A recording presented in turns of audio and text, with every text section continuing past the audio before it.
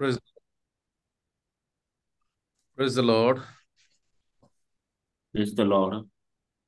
ପ୍ରତ୍ୟେକଙ୍କୁ ପ୍ରଭୁ ଯୀଶୁ ଖ୍ରୀଷ୍ଟଙ୍କ ମଧୁର ନାମରେ ଆଜିର ଏ ସୁନ୍ଦର ସକାଳରେ ମୁଁ ପ୍ରେଜ ଦ ଲର୍ଡ ଜଣାଏ।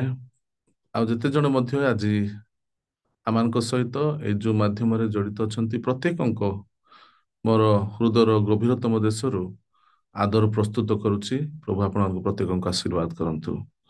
ବିଶେଷ କରି ମୁଁ ବହୁତ ଧନ୍ୟବାଦୀ ଆମମାନଙ୍କର ବିଶପ ଜିତେନ୍ଦ୍ର ଆଜ୍ଞାଙ୍କୁ ପାଇଁ ଯେ ସେ ଆଜି ମୋତେ ଆପଣମାନଙ୍କ ସମ୍ମୁଖରେ ପ୍ରଭୁଙ୍କର ବାକ୍ୟରୁ ସେବା କରିବା ନିମନ୍ତେ ସମୟ ଦେଇଅଛନ୍ତି।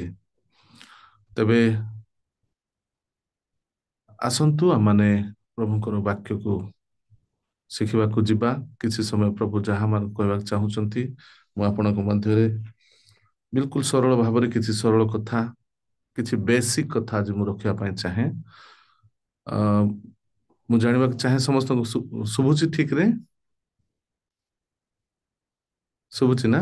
Okay, thank you for confirmation. ଏବଂ ଚାଳକ ମହାଶୟଙ୍କ ପାଇଁ ମଧ୍ୟ ମୁଁ ପ୍ରଭୁଙ୍କୁ ଧନ୍ୟବାଦ ଦିଏ। ପ୍ରଭୁ ଆପଣଙ୍କୁ ଆଶୀର୍ବାଦ କରନ୍ତୁ। ଯୋଉ ଭଉଣୀ ଆରାଧନା କରୁଥିଲେ ପ୍ରଭୁ ତାଙ୍କୁ ମଧ୍ୟ ଆଶୀର୍ବାଦ କରନ୍ତୁ। ଉତ୍ତମ ଭାବରେ ସେ ଆମମାନଙ୍କୁ ଆରାଧନା କଢେଇ ଆଣିଛନ୍ତି। ଯଦ୍ୟପି ଆମେ ଦୂର ଦୂରରେ ବସିଛୁ ତଥାପି ପ୍ରଭୁଙ୍କ ଉପସ୍ଥିତିରେ ଅଛୁ। ଆଉ ଈଶ୍ୱରଙ୍କ ବାକ୍ୟ ଆମମାନଙ୍କ ପାଇଁ ଅତ୍ୟନ୍ତ ଜରୁରୀ ବିଷୟ ଅଟେ, କାରଣ ଈଶ୍ୱରଙ୍କ ବାକ୍ୟରେ ଜୀବନ ଅଛି। ଆମ୍ଭେମାନେ ଆମ ଚର୍ଚ୍ଚରେ ସବୁବେଳେ ପ୍ରଥମେ ଆରାଧନା କରିଥାଉ, ତାପରେ ସିଧାସଳଖ ଆମମାନେ ଆମ ଚର୍ଚ୍ଚର ବାକ୍ୟ ଶିଖିଥାଉ। କାରଣ ଖ୍ରୀଷ୍ଟିଆନ ଲାଇଫରେ ବା ଯେତେବେଳେ ବି ଆମେ ପ୍ରଭୁଙ୍କ ଉପସ୍ଥିତିରେ ଆସୁଛୁ ଦୁଇଟି ବିଷୟ ବହୁତ ଇମ୍ପୋର୍ଟାଣ୍ଟ, ଗୋଟେ ଆରାଧନା ଆଉ ଗୋଟେ ବାକ୍ୟ। ଯେତେବେଳେ ଆମେ ଆରାଧନା କରୁ ସେତେବେଳେ ଈଶ୍ୱରଙ୍କ ଉପସ୍ଥିତି ଯେକୌଣସି ପରିସ୍ଥିତିରେ, ଯେକୌଣସି ସମୟରେ, ଯେକୌଣସି ଅବସ୍ଥାରେ ଆମମାନେ ଅନୁଭବ କରିପାରିଥାଉ। ତାପରେ ଈଶ୍ୱରଙ୍କ ବାକ୍ୟ ଆମମାନଙ୍କର ଜୀବନ ଅଟେ। ଆଉ ଯେତେବେଳେ ଈଶ୍ୱରଙ୍କ ବାକ୍ୟକୁ ଆମେ ଧ୍ୟାନର ସହିତ ଶୁଣୁ ତାହା ଆମମାନଙ୍କ ଜୀବନରେ କାର୍ଯ୍ୟ କରିଥାଏ। ଈଶ୍ୱରଙ୍କ ବାକ୍ୟ ବିଷୟରେ ବାଇବଲ ଲେଖାଯାଏ, ଈଶ୍ୱରଙ୍କ ବାକ୍ୟ ବୀଜ ସ୍ୱରୂପ ଅଟେ। ଆଉ ଯେତେବେଳେ ପ୍ରଭୁ ଯୀଶୁ ଖ୍ରୀଷ୍ଟ ଜଗତରେ ଥିଲେ ସେ ଉଦାହରଣ ସହିତ କହୁଥିଲେ ଯେ ଜଣେ ବୀଜ ବୁଣାଳି ବୀଜ ବୁଣେ। ଆଉ ଦୁଇଟି ଜାଗାରେ ସେ ଦୃଷ୍ଟାନ୍ତ ଦେଇ କହୁଥିଲେ ବାକ୍ୟ ବିଷୟରେ। ଜଣେ ବୁଣାଳି ବିଷୟରେ, ଯେତେବେଳେ ସେ ବୁଣନ୍ତି ରାସ୍ତା କଡରେ, ପଥୁରିଆ ଭୂମିରେ, କଣ୍ଟକ ଭୂମିରେ, ଉର୍ବର ଭୂମିରେ, ଆଉ ସେଇ ବୀଜ ପଡେ। ଆଉ ଏଇଥିରେ ଆମେ ଜାଣୁ ଯେ ବୀଜ ହଉଛି ଈଶ୍ୱରଙ୍କ ବାକ୍ୟ। ଆଉ ଗୋଟିଏ ଦୃଷ୍ଟାନ୍ତରେ ସେ କହନ୍ତି ବୀଜ ବୁଣାଳି ବୀଜ ବୁଣି ଦିଏ ଏବଂ ସେ ଚାଲିଯାଏ, ଶୋଇ ପଡେ। ତାପରେ ବୀଜ ସହିତ କଣ ହୁଏ ସେ ଜାଣେ ନାହିଁ। କିନ୍ତୁ ଯେତେବେଳେ ବୀଜ ମାଟିର ସଂସ୍ପର୍ଶରେ ଆସେ ସେ ତାର କାମ କରିବା ପାଇଁ ଆରମ୍ଭ କରିଦିଏ। ପ୍ରଥମେ ଶିଷା ପତ୍ର, ତାପରେ ଗୋଟେ ବୃକ୍ଷ ହେଇ ସେ ଫଳ ଉତ୍ପନ୍ନ କରିଥାଏ। ସୋ ମାଟି ହଉଛି ଆମମାନଙ୍କ ହୃଦୟ, ବୀଜ ହଉଛି ଈଶ୍ୱରଙ୍କର ବାକ୍ୟ। ମୁଁ ଆପଣମାନଙ୍କ ପାଖରେ ଈଶ୍ୱରଙ୍କ ବାକ୍ୟ ରଖିବି। ଆପଣମାନେ ଆପଣଙ୍କ ହୃଦୟକୁ ଯଦି ଖୋଲିଦେବେ, ଈଶ୍ୱରଙ୍କ ବାକ୍ୟ ଯେତେବେଳେ ଆପଣମାନଙ୍କର ହୃଦୟରେ ପଡିବ, ତାପରେ ମୁଁ ହୁଏତ କଣ ହେଲା କଣ ନାହିଁ ବାକ୍ୟ ସହିତ ମୁଁ ଜାଣିବି ନାହିଁ, କିନ୍ତୁ ଈଶ୍ୱରଙ୍କ ବାକ୍ୟ ଯେହେତୁ ସେଇଟା ଖାଲି ରହିବନି, ଆପଣଙ୍କ ହୃଦୟରେ ପଡିଲା ପରେ ସେ ନିଶ୍ଚୟ କାର୍ଯ୍ୟ କରିବ। ଏଣୁ ଈଶ୍ୱରଙ୍କ ବାକ୍ୟକୁ ସବୁବେଳେ ପ୍ରାୟୋରିଟି ଦେବା କଥା। ଈଶ୍ୱରଙ୍କ ବାକ୍ୟକୁ ଧ୍ୟାନର ସହିତ ଶୁଣିବା କଥା। ଈଶ୍ୱରଙ୍କ ବାକ୍ୟକୁ ଆମମାନଙ୍କ ହୃଦୟ ମଧ୍ୟକୁ ଆଣିବା ନିତାନ୍ତ ଆବଶ୍ୟକ ଅଛି। ତେବେ ଈଶ୍ୱରଙ୍କ ବାକ୍ୟ ବହୁତ ମହତ୍ୱପୂର୍ଣ୍ଣ। ଖ୍ରୀଷ୍ଟିଆନ ଜୀବନରେ ଈଶ୍ୱରଙ୍କ ବାକ୍ୟ ଆମମାନଙ୍କ ଜୀବନର ଆଧାର ହେବା କଥା। ଈଶ୍ୱରଙ୍କ ବାକ୍ୟ ଆମମାନଙ୍କ ଜୀବନର ପଥ ପ୍ରଦର୍ଶକ ହେବା କଥା। ଈଶ୍ୱରଙ୍କ ବାକ୍ୟକୁ 100% ପ୍ରାୟୋରିଟି ଦେଇ ଆମମାନେ ଚାଲିବା ଆବଶ୍ୟକ ରହିଛି। ତେବେ ପ୍ରଭୁ ଆମମାନଙ୍କୁ ପ୍ରତ୍ୟେକଙ୍କୁ ନିଜ ନିଜ ହସ୍ତରେ ବାଇବେଲ ଦେଇଛନ୍ତି। ପ୍ରଭୁଙ୍କର ମହାନାମର ଧନ୍ୟବାଦ ହେଉ। ନିଜ ନିଜ ଭାଷାରେ ଆମେ ବାଇବେଲ ପାଇଛୁ। ଆମେ ଦେଖୁ ଅନ୍ୟାନ୍ୟ ସବୁ ଧର୍ମରେ ସ୍ପେଶିଆଲ ଲୋକ ଥାନ୍ତି, ତାଙ୍କ ପାଖରେ ହିଁ ଧର୍ମ ଗ୍ରନ୍ଥ ଥାଏ। ସେମାନେ ହିଁ ଧର୍ମ ଗ୍ରନ୍ଥ ଜାଣିଥାନ୍ତି। ଯାହା ସେମାନେ କହିଲେ ଲୋକମାନେ ଜାଣନ୍ତୁ ନ ଜାଣନ୍ତୁ ତାକୁ ଆକ୍ସେପ୍ଟ କରନ୍ତି। କିନ୍ତୁ ଆମମାନେ ପ୍ରଭୁଙ୍କ ଲୋକମାନେ, ଆମ ପ୍ରତ୍ୟେକ ଖାତରେ ପ୍ରଭୁ ଆମ ଭାଷାରେ ବାଇବେଲ ଦେଇଛନ୍ତି। ଆମେ ପଢୁଛୁ ଡେଲି ଏବଂ ପ୍ରଭୁ ଆମମାନଙ୍କୁ ସେ ବାକ୍ୟ ଦ୍ୱାରା କଥା କହୁଛନ୍ତି। ତେବେ ବାକ୍ୟକୁ ଆମେ କିଏ କେମିତି ବୁଝୁଛୁ ସେଇଟା ବହୁତ ଇମ୍ପୋର୍ଟାଣ୍ଟ ବିଷୟ। କାରଣ ବାକ୍ୟ ଆମେ ପଢୁ ସତ କିନ୍ତୁ ବୁଝିବା ଏତେ ସହଜ ନୁହେଁ। ଏଣୁ ଆମମାନଙ୍କୁ ପବିତ୍ର ଆତ୍ମାଙ୍କ ଶକ୍ତି ମାଗିବା ଆବଶ୍ୟକ। ପ୍ରଭୁ ତୁମେ ଆମକୁ ଯାହାବି ଆମେ ପଢୁଛୁ ବୁଝେଇ ଦିଅ, ଆଉ ତାକୁ ଠିକ ଭାବରେ କେଉଁ କାରଣରୁ ତାହା ଲେଖାଗଲା, କେବେ ଲେଖାଗଲା, କାହା ପାଇଁ ଲେଖାଗଲା, ଏ ସମସ୍ତ ବିଷୟ କଣ୍ଟେଣ୍ଟକୁ ବୁଝିକିରି ଈଶ୍ୱରଙ୍କ ବାକ୍ୟ ମାନଙ୍କୁ ବୁଝିବା ଆବଶ୍ୟକ ରହିଛି। ଆଜି ମୁଁ ଆପଣଙ୍କ ମଧ୍ୟରେ କୌଣସି ଗୋଟେ ବଡ ଥିଓଲୋଜି କୁ ପ୍ରଚାର କରିବା ପାଇଁ ଚାହେଁ ନାହିଁ, ବା ବେଶୀ ଗଭୀର ବିଷୟ ପ୍ରଚାର କରିବା ପାଇଁ ଚାହେଁ ନାହିଁ। ମୁଁ ବିଲକୁଲ ବେସିକ ବିଷୟ, ଖ୍ରୀଷ୍ଟିଆନ ଲାଇଫର ବେସିକ ନିହାତି ଆବଶ୍ୟକ ବିଷୟ ଯେଉଁ ସବୁ ବିଷୟ ରହିଛି ସେ ଭିତରୁ ଗୋଟେ ଦିଟା ବିଷୟ ମୁଁ ଆପଣମାନଙ୍କ ମଧ୍ୟରେ ରଖିବା ପାଇଁ ଚାହିଁବି। ଆଉ ବିଲକୁଲ ସରଳ ଭାଷାରେ ସହଜ ଭାବରେ ଆପଣମାନେ ଯେମିତି ବୁଝିପାରିବେ ସେଇ ପ୍ରକାର ପ୍ରସ୍ତୁତ କରିବା ପାଇଁ ଚେଷ୍ଟା କରିବି। ତେବେ ମୋ ସହିତ ରୁହନ୍ତୁ ଏବଂ ଆସନ୍ତୁ ଆମମାନେ ଅଳ୍ପ ସମୟ ପ୍ରଭୁଙ୍କର ଧ୍ୟାନ କରିବା ବା ଈଶ୍ୱରଙ୍କ ବାକ୍ୟ ମନନ କରିବା। ବାଇବେଲର ଗୋଟେ ସେଣ୍ଟର ପଦ ଯୋଉଟା କି ସଣ୍ଡେ ସ୍କୁଲରୁ ଆମେ ସମସ୍ତେ ଜାଣିଥାଉ, ସେଇ ପଦ ଯଦି ମୁଁ ଆପଣଙ୍କୁ ପଚାରିବି ସେଇଟା କେଉଁ ପଦ, ତେବେ ଆପଣ ସମସ୍ତେ କହିବେ ଜହନ 3:16। ଆଉ ଏଟାକୁ ସମସ୍ତେ ପ୍ରାୟ ଆମେ ମୁଖସ୍ଥ କରିଥାଉ ପିଲାଦିନୁ। ଆଉ ଖ୍ରୀଷ୍ଟିଆନ ମାନଙ୍କ ମଧ୍ୟରେ ଏଇ ପଦ ପ୍ରତ୍ୟେକ ଜାଣିଛନ୍ତି ଆଉ ସବୁଠାରୁ ଫେମସ ପଦ ଅଟେ, ଜହନ 3:16। କାରଣ ଈଶ୍ୱର ଜଗତକୁ ଏଡେ ପ୍ରେମ କଲେ ଯେ ସେ ଆପଣା ଅଦ୍ୱିତୀୟ ପୁତ୍ରଙ୍କୁ ଦାନ କଲେ, ଯେପରି ଯେ କେହି ତାହାଙ୍କ ଠାରେ ବିଶ୍ୱାସ କରେ ବିନଷ୍ଟ ନ ହୋଇ ଅନନ୍ତ ଜୀବନ ପ୍ରାପ୍ତ ହୁଏ। ଏଇ ପଦ ଯେତେବେଳେ ଆମେ ପଢୁ, ଏହାର ପ୍ରକୃତ ବ୍ୟାଖ୍ୟା ଅନେକ ସମୟରେ ଠିକ ଭାବରେ ଆମେ ପାଇପାରି ନାହୁଁ। ଆଜି ଆମେ ଅଳ୍ପ ସମୟ ଶିଖିବା ଅନନ୍ତ ଜୀବନ ବିଷୟରେ। ବହୁତ ଗୁଡିଏ ବିଷୟ ବାଇବେଲରେ ଅଛି ଯୋଉଟା କି ଆମେ ଆଉ ବଡ ବଡ ପ୍ରଚାରକ ମାନେ ଅନେକ ଡିପ୍ କଥାକୁ ଆମମାନଙ୍କୁ ବୁଝେଇବା ପାଇଁ ଚେଷ୍ଟା କରନ୍ତି, ଶିଖାନ୍ତି।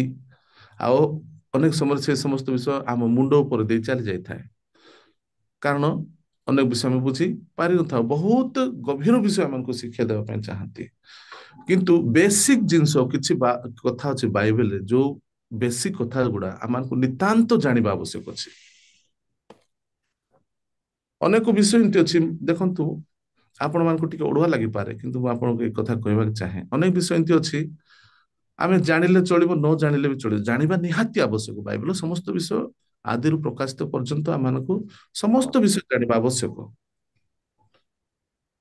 କିନ୍ତୁ ମୁଁ ଆପଣଙ୍କୁ କହିବାକୁ ଚାହୁଁଛି, ଯଦି ଆପଣ ଅବ୍ରାହମ କେତେ ବୟସରେ ସନ୍ତାନ ପ୍ରାପ୍ତି ହେଲେ, ଦାଉଦଙ୍କର କେତେ ବୟସ ସମୟରେ ସେ ରାଜା ହେଲେ, ତାଙ୍କର କେତେ ପତ୍ନୀ ଥିଲେ, କେତେ ଉପପତ୍ନୀ ଥିଲେ, କେତୋଟି ଗୀତ ସେ ଲେଖିଲେ, ଏ ସମସ୍ତ ବିଷୟ ଜାଣିବା ବହୁତ ଉତ୍ତମ ବିଷୟ ଅଟେ। କିନ୍ତୁ এই ସମସ୍ତ ସେଇ ବିଷୟ ନ ଜାଣିଲେ ବି ଆପଣଙ୍କ ଅସୁବିଧା ନୁହେଁ। କିନ୍ତୁ ଯଦି ଆପଣ ପ୍ରଭୁଙ୍କୁ ପାଇଛନ୍ତି, ଯୀଶୁଙ୍କୁ ପାଇଛନ୍ତି, ଅନନ୍ତ ଜୀବନ କଣ ଏହା ନିତାନ୍ତ ଜାଣିବା ଆବଶ୍ୟକ। ଯୀଶୁ କିଏ ଏହା ନିତାନ୍ତ ଜାଣିବା ଆବଶ୍ୟକ ଅଛି। ପାପ କଣ ନିତାନ୍ତ ଜାଣିବା ଆବଶ୍ୟକ ଅଛି। ପରିତ୍ରାଣ କଣ ନିତାନ୍ତ ଜାଣିବା ଆବଶ୍ୟକ ଅଛି। ବିଶ୍ୱାସ କଣ ନିତାନ୍ତ ଜାଣିବା ଆବଶ୍ୟକ ଅଛି। ଏ ପ୍ରକାର ଅନେକ ବିଷୟ ରହିଛି ଯାହାକୁ ଆମେ ସ୍କିପ୍ କରିପାରିବା ନାହିଁ। ଯଦି ଆଜି ପ୍ରଭୁଙ୍କୁ ଆମେ ପାଇଛୁ, ଗ୍ରହଣ କରୁଛୁ, ଯୀଶୁଙ୍କୁ ଆମେ ଗ୍ରହଣ କରିଛୁ, ଆମମାନଙ୍କର ଗୋଟେ ଗ୍ରେଟ୍ ହୋପ୍ ଅଛି, ବହୁତ ବଡ ଗୋଟେ ଭରସା ଅଛି ଯେ ଆମେ ଅନନ୍ତ ଜୀବନର ଅଧିକାରୀ ହେବା। ଆଉ ଯଦି ମୁଁ ଆପଣମାନଙ୍କୁ ଜଣକୁ ଜଣକୁ ପଚାରିବି ଆଜି ଆପଣମାନେ ଯୀଶୁଙ୍କୁ କାହିଁକି ଗ୍ରହଣ କରିଛନ୍ତି, ତେବେ ଆପଣମାନଙ୍କ ଉତ୍ତର ନିଶ୍ଚିତ ଭାବରେ ଏହା ହେବ ଯେ ଆମେ ଅନନ୍ତ ଜୀବନର ଅଧିକାରୀ ହେବା ପାଇଁ ଚାହୁଁଛୁ, ବା ଆମେମାନେ ଉଦ୍ଧାର ପାଇବା ପାଇଁ ଚାହୁଁଛୁ। ଏଇ ସମସ୍ତ ଉତ୍ତର ଆପଣମାନଙ୍କର ହେବ। ତେବେ ଆପଣଙ୍କ ଲକ୍ଷ୍ୟ ହଉଛି ଅନନ୍ତ ଜୀବନ ପାଇବାର। ମୁଁ ଆପଣଙ୍କୁ ଗୋଟେ ଉଦାହରଣ ଦେଇକି କହିବା ପାଇଁ ଚାହେଁ। ଭାବି ନିଅନ୍ତୁ ମୁଁ ବାଲିଗୁଡାରେ ବର୍ତ୍ତମାନ ଅଛି, ବାଲିଗୁଡା ମୁଁ ବଲାଙ୍ଗୀର ଯଦି ଯିବି, ମୋର ବଲାଙ୍ଗୀରରେ ଯଦି କାମ ଅଛି, ମୋର ଲକ୍ଷ୍ୟ ଯଦି ବଲାଙ୍ଗୀର, ବାଲିଗୁଡାରୁ ବଲାଙ୍ଗୀରକୁ ପ୍ରାୟ 100 କିଲୋମିଟର, 110 କିଲୋମିଟର ଖଣ୍ଡେ ହବ। ଯିବା ରାସ୍ତାରେ ଅନେକ ଗାଁ ସବୁ ପଡିବ। ମୋର ଲକ୍ଷ୍ୟ ହଉଛି ବଲାଙ୍ଗୀର। ଆଉ ମୁଁ ଯଦି ବାଲିଗୁଡାରୁ ବାହାରିଲି, ଅନେକ ଗାଁ ପଡିବ। ସେ ଗାଁ ମାନଙ୍କରେ ଅନେକ ଜାତିର ଲୋକ ଅଛନ୍ତି, ଅନେକ ସମ୍ପ୍ରଦାୟ ଲୋକ ଅଛନ୍ତି। କେତେ ଜନସଂଖ୍ୟା, କୋଉ ଗାଁରେ କୋଉ ପ୍ରକାର ଅଛି, କୋଉଟା କୋଉ କେତେ ଭଲ ଗାଁ, କେତେ ଖରାପ ଗାଁ, ଏ ସମସ୍ତ ବିଷୟ ଜାଣିଲେ ଉତ୍ତମ। କିନ୍ତୁ ଭାବି ନିଅନ୍ତୁ, ସେ ସମସ୍ତ ଗାଁ ମାନଙ୍କ ବିଷୟରେ ଡାଟା ଯଦି ମୁଁ ନ ଜାଣେ, ନୋ ପ୍ରୋବ୍ଲେମ। କାରଣ ମୋର ଲକ୍ଷ୍ୟ କଣ? ବଲାଙ୍ଗୀରଟେ। କିନ୍ତୁ ମୁଁ ଯୋଉଠୁକୁ ଯାଉଛି ସେଇ ବିଷୟରେ ଯଦି ମୁଁ ଜାଣି ନାହିଁ ଆଉ ମୁଁ ବାହାରିଛି, ତେବେ ମୋର କିଛି ଲାଭ ନାହିଁ। ଆପଣ ବୁଝିପାରୁଥିବେ। ଠିକ ସେଇ ପ୍ରକାର ବାଇବେଲର ସମସ୍ତ ବିଷୟ ଜାଣିବା ଉତ୍ତମ, କିନ୍ତୁ ଅନେକ ସମୟରେ ସମସ୍ତ ବିଷୟ ଜାଣିବା ସହଜ ମଧ୍ୟ ନୁହେଁ। କିନ୍ତୁ ଏଇ କେତେ ଗୁଡିଏ ବେସିକ ବିଷୟ ରହିଛି, ଯାହାକି ମୁଁ କହୁଥିଲି ଆପଣମାନଙ୍କୁ। ଅନନ୍ତ ଜୀବନ, ଯୋଉଟା କି ଆମର ମୁଖ୍ୟ, ଉଦ୍ଧାର, ଧାର୍ମିକତା, ବିଶ୍ୱାସ, ପାପ, ଯୀଶୁ କିଏ, ଏ କେତେ ଗୁଡିଏ ବିଷୟ ରହିଛନ୍ତି, ବେସିକ ବିଷୟ। ଏହି ସମସ୍ତ ବିଷୟ ମାନଙ୍କୁ ଜାଣିବା ନିତାନ୍ତ ଆବଶ୍ୟକ। ତେବେ ଏଇମାନଙ୍କ ମଧ୍ୟରୁ ଅନନ୍ତ ଜୀବନ ବିଷୟରେ ମୁଁ ଆପଣମାନଙ୍କୁ ଆଜି ପଦେ କହିବା ପାଇଁ ଚାହେଁ। ତେବେ ଅନନ୍ତ ଜୀବନ କଣ ଅଟେ? ଆମେ 3:16 ଦେଖିଲେ ଯେ, ଜନ 3:16 ଦେଖିଲେ ଯେ, ଈଶ୍ୱର ଜଗତକୁ ଏଡେ ପ୍ରେମ କଲେ ଯେ ସେ ଆପଣ ଅଦ୍ୱିତୀୟ ପୁତ୍ରଙ୍କୁ ଦାନ କଲେ, ଯେପରି ଯେ କି ତାଙ୍କଠାରେ ବିଶ୍ୱାସ କରେ ସେ ଅନନ୍ତ ଜୀବନ ପାଇଥାଏ। ତେବେ ଏ ଅନନ୍ତ ଜୀବନ କଣ ଅଟେ ସେଟା? ଯଦି ମୁଁ ଆପଣମାନଙ୍କୁ କ୍ୱେଶ୍ଚିନ୍ କରିବି, ମୁଁ ଅନେକ ଥର ଅନେକ ଜାଗାରେ ମୁଁ କ୍ୱେଶ୍ଚିନ୍ କରିଛି, ଆଉ ଉତ୍ତରରେ ମୁଁ ଏଇ ପ୍ରକାର ଉତ୍ତର ପାଇଛି। ଯେହେତୁ ଆମେ ଜୁମ ରେ ଅଛୁ, ଆପଣ ମାନଙ୍କର ମାନେ ଆପଣଙ୍କୁ ପଚାରିଲେ ଆପଣ ମାନେ ପ୍ରତ୍ୟେକ ମ୍ୟୁଟ ରେ ଅଛନ୍ତି, ହୁଏତ ଆମମାନଙ୍କର ଆଡମିନ୍ ତାକୁ ସମସ୍ତଙ୍କୁ ମ୍ୟୁଟ କରିଛନ୍ତି, ନହେଲେ ଆପଣ ମାନଙ୍କୁ ମଧ୍ୟ ମୁଁ ଚାହିଁଥାନ୍ତି ଆପଣ ମାନେ ମଧ୍ୟ ଉତ୍ତର କରନ୍ତୁ ବୋଲି। ଅନନ୍ତ ଜୀବନ କଣ ଅଟେ ଏଇ ପ୍ରକାର ପଚାରିଲା କ୍ଷଣି ଅନେକେ ଉତ୍ତର ଦେଇଥାନ୍ତି, ଇଭେନ ପାଷ୍ଟର୍ସ ଉତ୍ତର ଦେଇଥାନ୍ତି ଯେ ଅନନ୍ତ ଜୀବନ କହିଲେ ସବୁଦିନ ପାଇଁ ବଞ୍ଚିବା, ଯେଉଁ ଜୀବନର ଅନ୍ତ ନାହିଁ, ସେହି ଜୀବନକୁ ଅନନ୍ତ ଜୀବନ କୁହାଯାଏ। ତେବେ ଏଇ ଆନ୍ସାର ପ୍ରକୃତରେ ପୁରା ପୁରା ସଠିକ ନୁହେଁ।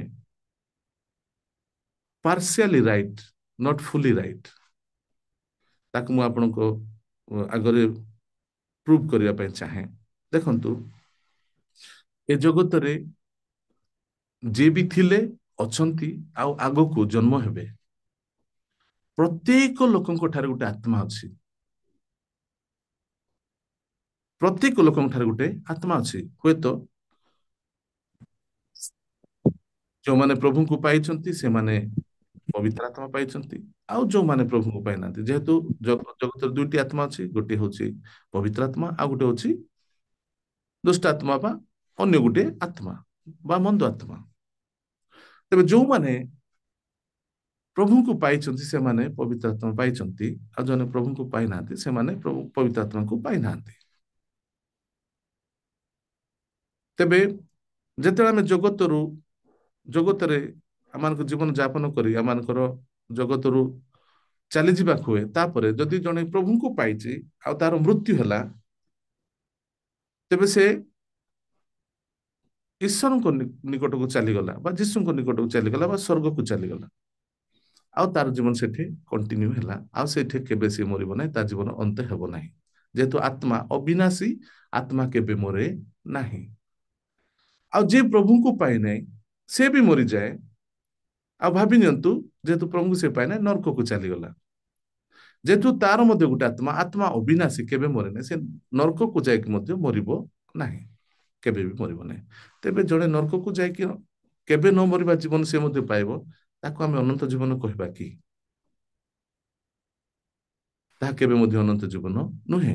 ଯେ ନର୍କକୁ ଯିବ ତାର ଆତ୍ମା ବି କେବେ ମରିବ ନାହିଁ, ଯେ ସ୍ୱର୍ଗକୁ ଯିବ ତାର ଆତ୍ମା ମଧ୍ୟ କେବେ ମରିବ ନାହିଁ, କାରଣ ଆତ୍ମା ଅବିନାଶୀ ଅଟେ। ତେବେ ଅନନ୍ତ ଜୀବନ କଣ? ଏହା ନିହାତି ଆମମାନଙ୍କୁ ଜାଣିବା ଆବଶ୍ୟକ ରହିଛି। ତେବେ ମୋ ସହିତ ଖୋଲନ୍ତୁ, ଅନନ୍ତ ଜୀବନ କଣ ମୁଁ ଆପଣମାନଙ୍କୁ କହିଦେବାକୁ ଚାହେଁ। ଅନେକ ଜାଣିଥିବେ, ମାନେ ସମସ୍ତେ ପ୍ରଭୁଙ୍କ ଲୋକମାନେ ଆଉ ସମସ୍ତେ ବାଇବେଲ ପଢୁଛୁ, ବଡ଼ ବଡ଼ ପ୍ରଭୁଙ୍କ ଦାସମାନଙ୍କ ଠାରୁ ଶିକ୍ଷା ପାଉଛୁ। ତେବେ ଆମେ ଜାଣିଛୁ, ତଥାପି ଓଭର ଆଣ୍ଡ ଓଭର ଯେତେବେଳେ ଆମେ ପ୍ରଭୁଙ୍କର ବାକ୍ୟକୁ ଶିଖୁ, ଶୁଣୁ, ତାହା ମାନଙ୍କ ହୃଦୟରେ ଘର କରିଯାଏ, ଆଉ ଆମମାନେ ସୁନିଶ୍ଚିତ ହେଇଥାଉ। ସେଥିପାଇଁ ମୁଁ ଆପଣମାନଙ୍କ ସମ୍ମୁଖରେ ଏ ସମସ୍ତ ବିଷୟ ପୁନର୍ବାର ରଖିବା ପାଇଁ ଚାହେଁ। ଯେହେତୁ ମୁଁ ଆପଣମାନଙ୍କୁ କହିଲି, ମୁଁ ଥିଓଲୋଜି ଆପଣମାନଙ୍କ ପାଖରେ ରଖିବି ନାହିଁ, ଗଭୀର ବିଷୟ ଆଜି ମୁଁ ଆପଣଙ୍କ ପାଖରେ କଥା ହେବାକୁ ଚାହେଁ ନାହିଁ। ବେସିକ ବିଷୟ ଯାହାକି ସଣ୍ଡେ ସ୍କୁଲ ଆମେ ଶିଖିଥାଉ, ଏ ପ୍ରକାର ବାକ୍ୟ ମୁଁ ଆଜି ଆପଣମାନଙ୍କ ପାଖରେ ରଖିବା ପାଇଁ ଚାହେଁ। ହୁଏତ କୋଉ ପ୍ରକାର ଭାବରେ ପ୍ରଭୁ ଆଜି ଆପଣଙ୍କ ସହିତ କଥା ହେବା ପାଇଁ ଚାହିଁବେ। ଆପଣଙ୍କୁ ହୁଏତ ପ୍ରଭୁ ଆଜି ଆଉ ଥରେ ଯେଉଁ କଥା ଆପଣ ଜାଣିଛନ୍ତି ତାକୁ ରିମାଇଣ୍ଡ କରିଦେବା ପାଇଁ ପ୍ରଭୁ ଚାହାନ୍ତି। ତେବେ ଆସନ୍ତୁ, ଅନନ୍ତ ଜୀବନ କଣ ଆମେ ଜାଣିବା ପାଇଁ ପବିତ୍ର ଶାସ୍ତ୍ର ବାଇବେଲର ଜନ ଲିଖିତ ସୁସମାଚାର ତାର 17:3 ଅଧ୍ୟୟନ କରିବା। କେହି ଜଣେ ପଢି ଦିଅନ୍ତୁ। ଆଉ ଏକମାତ୍ର ସତ୍ୟ ଈଶ୍ୱର ଯେ ତୁମ୍ଭେ, ତୁମ୍ଭକୁ ଓ ତୁମ୍ଭର ପ୍ରେରିତ ଯୀଶୁଖ୍ରୀଷ୍ଟଙ୍କୁ ଜାଣିବା ଅନନ୍ତ ଜୀବନ ଅଟେ। ଥ୍ୟାଙ୍କ ୟୁ ସିଷ୍ଟର, ପ୍ରଭୁ ଆଶୀର୍ବାଦ କରନ୍ତୁ। ଏଠି ଲେଖାଯାଏ, ଆଉ ତୁମ୍ଭକୁ ଏବଂ ତୁମ୍ଭ ପ୍ରେରିତ ଯୀଶୁଙ୍କୁ ଜାଣିବା ଅନନ୍ତ ଜୀବନ। ଏକମାତ୍ର ସତ୍ୟ ଈଶ୍ୱରଙ୍କୁ ବା ପିତା ଈଶ୍ୱରଙ୍କୁ ଏବଂ ଯୀଶୁଙ୍କୁ ଜାଣିବା ଅନନ୍ତ ଜୀବନ ଅଟେ। ତେବେ ଯୀଶୁଙ୍କୁ ଜାଣିବା ଅନନ୍ତ ଜୀବନ ଅଟେ। ଏଇଟା ମୁଁ କହୁନାହିଁ, ବାଇବେଲରେ ସଫା ସଫା ଲେଖାଯାଏ ଯେ ଯୀଶୁଙ୍କୁ ଜାଣିବା ଅନନ୍ତ ଜୀବନ ଅଟେ। କିନ୍ତୁ ଜାଣିବା ବିଷୟରେ ମୁଁ ଆପଣମାନଙ୍କ ପାଖରେ କିଛି କଥା ମୁଁ ରଖିବା ପାଇଁ ଚାହେଁ। ତେବେ ଯୀଶୁଙ୍କୁ ଜାଣିବା ଅନନ୍ତ ଜୀବନ, ଆପଣ ଯଦି ଚିନ୍ତା କରିବେ, ବହୁତ ଲୋକମାନେ ଯେଉଁମାନେ ଅଣଖ୍ରୀଷ୍ଟିଆନ, ସେମାନେ କଣ ଯୀଶୁଙ୍କୁ ଜାଣିନାହାନ୍ତି କି? ଯୀଶୁଙ୍କୁ ଜାଣିଛନ୍ତି। ଇଭେନ ଆମର ଭାରତର ପ୍ରଧାନମନ୍ତ୍ରୀ, ସେ ମଧ୍ୟ ଯୀଶୁଙ୍କୁ ଜାଣିଛନ୍ତି। ବଡ଼ ବଡ଼ ଅନ୍ୟ ଅନ୍ୟ ଧର୍ମର ଯେଉଁ ସବୁ ପୂଜାରୀ ମାନେ, ଯାଜକ ମାନେ, ସେମାନେ ମଧ୍ୟ ଯୀଶୁଙ୍କୁ ଜାଣିଛନ୍ତି। ତେବେ ଯୀଶୁଙ୍କୁ ଯଦି ଜାଣିଛନ୍ତି, କଣ ସେମାନେ ଅନନ୍ତ ଜୀବନର ଅଧିକାରୀ ହେଇଛନ୍ତି?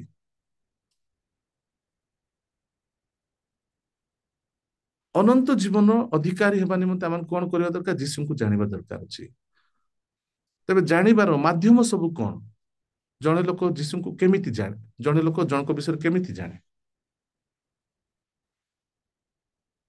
ଜଣେ ଲୋକ ଅନ୍ୟ ଜଣଙ୍କ ବିଷୟରେ ବହିରେ ପଢିକି ତାକୁ ଜାଣିଥାଏ, କିଏ କହିବା ଦ୍ୱାରା ଜଣକୁ ଜାଣିଥାଏ, ଆଉ ଆଜିକାଲି ତ ବହୁତ ଗୁଡିଏ ସୋସିଆଲ ମିଡିଆରେ ଆମେ ଦେଖୁଛୁ, ହ୍ୱାଟ୍ସଆପରେ ଦେଖିକି ଜାଣିଥାଇପାରେ, ଫେସବୁକରେ ଜାଣିଥାଇପାରେ।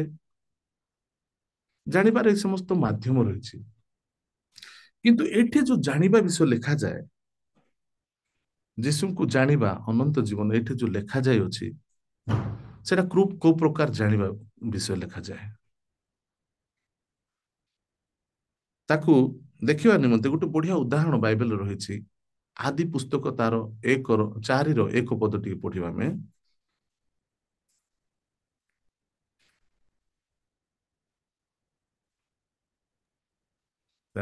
ଅନନ୍ତର ଆଦମ ଆପଣା ଭାର୍ଯ୍ୟା ହବାଙ୍କର ସହବାସ କରନ୍ତି। ସେ ଗର୍ଭବତୀ ହୋଇ କଇନ ଅର୍ଥାତ୍ ଲାଭ ନାମକୁ ଗୋଟିଏ ପୁତ୍ର ପ୍ରସବ କରି କହିଲେ, ସଦାପ୍ରଭୁଙ୍କ ସାହାଯ୍ୟରେ ମୋର ଏକ ନର ଲାଭ ହୋଇଅଛି। ଓଡ଼ିଆରେ ୟାକୁ ଯୋଉ ଟ୍ରାନ୍ସଲେଟ କରାଯାଇଛି, ଏଠି ଲେଖା ହେଇଛି, ଏଥିଉତାରେ ଆଦମ ଆପଣା ଭାର୍ଯ୍ୟାଙ୍କ ହବାଙ୍କ ସହବାସ କରନ୍ତେ ସେ ଗର୍ଭବତୀ ହୋଇ କଇନ ନାମକ ଗୋଟିଏ ପୁତ୍ର ପ୍ରସବ କହିଲେ। କିନ୍ତୁ ଯଦି ୟାକୁ ମୂଳ ଲାଙ୍ଗୁଏଜରେ ଆପଣ ଦେଖିବେ ବା ଇଂଲିଶ ବାଇବେଲରେ ପଢିବେ, ଏଠି ଲେଖା ହେଇଛି, ଦେନ୍ ଦ ମେନ୍ ନ୍ୟୁ ଇଭ୍ ଲେଖା ହେଇଛି। ଆଦମ ହବାଙ୍କୁ ଜାଣନ୍ତେ ବୋଲି ଲେଖା ହେଇଛି। ଆଦମ ହବାଙ୍କୁ ଜାଣନ୍ତେ ସେ ଗର୍ଭବତୀ ହେଲେ। କିନ୍ତୁ ଓଡ଼ିଆରେ ତାକୁ ସରଳ ଭାବେ ଲୋକ ବୁଝନ୍ତୁ ବୋଲି ଏ ପ୍ରକାର ଟ୍ରାନ୍ସଲେଟ କରାଯାଇଅଛି। କିନ୍ତୁ ଯଦି ମୂଳ ଭାବରେ ଆପଣ ଦେଖିବେ, ଆଦମ ହବାଙ୍କୁ ଜାଣନ୍ତେ ସେ କଣ ହେଲେ? ଗର୍ଭବତୀ ହେଲେ। ତେବେ ଯୋଉ ଜାଣିବାର ମିଡିଆ ସବୁ ମୁଁ କହୁଥିଲି, ଭାବି ନିଅନ୍ତୁ, ଜଣେ ଭଉଣୀ ଜଣଙ୍କ ବିଷୟରେ ବହି ପଢିଲେ ଆଉ ତାଙ୍କୁ ଜାଣିଲେ, ସେ ଗର୍ଭବତୀ ହେବେ କି? କି ଫେସବୁକରେ ଜାଣିକି କୌଣସି ଭାବରେ ଜାଣିକି ସେ ଗର୍ଭବତୀ ହେବେ କି? ହେଇପାରିବେ ନାହିଁ। ତେବେ ଜାଣିବା ବିଷୟ ଯୋଉଟା ବାଇବେଲ ଏଟା ଲେଖା ହେଇଛି, ଜହନ ତାର 17:3, ସେ ଜାଣିବା ଟିକେ ଅଲଗା ତାର ଅର୍ଥ ବା ଭାବ ତାର ରହିଛି।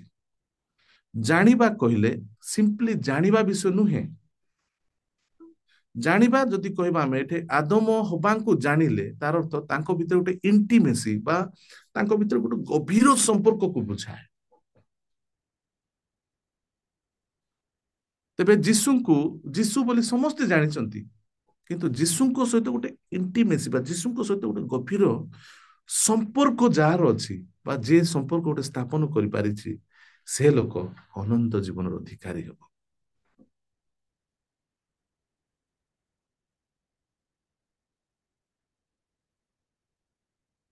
ଯୀଶୁଙ୍କୁ ଆମମାନଙ୍କ ଜୀବନରେ ଯୀଶୁଙ୍କ ସହିତ ଆମମାନଙ୍କର ଗୋଟେ ଗଭୀର ସମ୍ପର୍କ ନିତାନ୍ତର ଆବଶ୍ୟକ ରହିଛି। ମୋର ପ୍ରିୟମାନେ,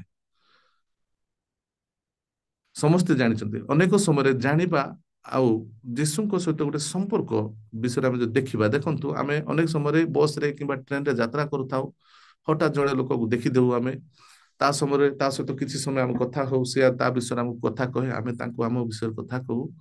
ଅଳ୍ପ ସମୟ ମଧ୍ୟରେ ଗୋଟେ ଆମର କନଭରସେସନ ମଧ୍ୟରେ ଆମେ କହିଥାଉ ଯେ ବଢିଆ ଲୋକଟେ। ତାପରେ ଘରକୁ ଯାଇକି ମଧ୍ୟ ସେ ଆମକୁ ଇନଭାଇଟ କରେ, ଆମେ ତାଙ୍କୁ ଇନଭାଇଟ କରୁ। ଘରେ କହୁ ଏମିତି ଗୋଟେ ବହୁତ ସୁନ୍ଦର ଲୋକ ସହିତ ଭେଟିଲି, ଟ୍ରେନରେ କିମ୍ବା ବସରେ ଭେଟିଲି, ତା ସହିତ କଥା ହେଲି, ଅତି ସୁନ୍ଦର, ତା କଥା ବହୁତ ବଢିଆ। ଆମେ ଏ ପ୍ରକାର କଥା ହେଇଥାଉ। ଆଉ ଯେତେବେଳେ ସେ ଆମକୁ ଇନଭାଇଟ କରେ କିମ୍ବା ଆମେ ତାଙ୍କୁ ଇନଭାଇଟ କରୁ, ଆଉ ତାଙ୍କ ନିକଟକୁ ଆମେ ଯାଉ ଆଉ ତାଙ୍କ ପାଖରେ ରହୁ।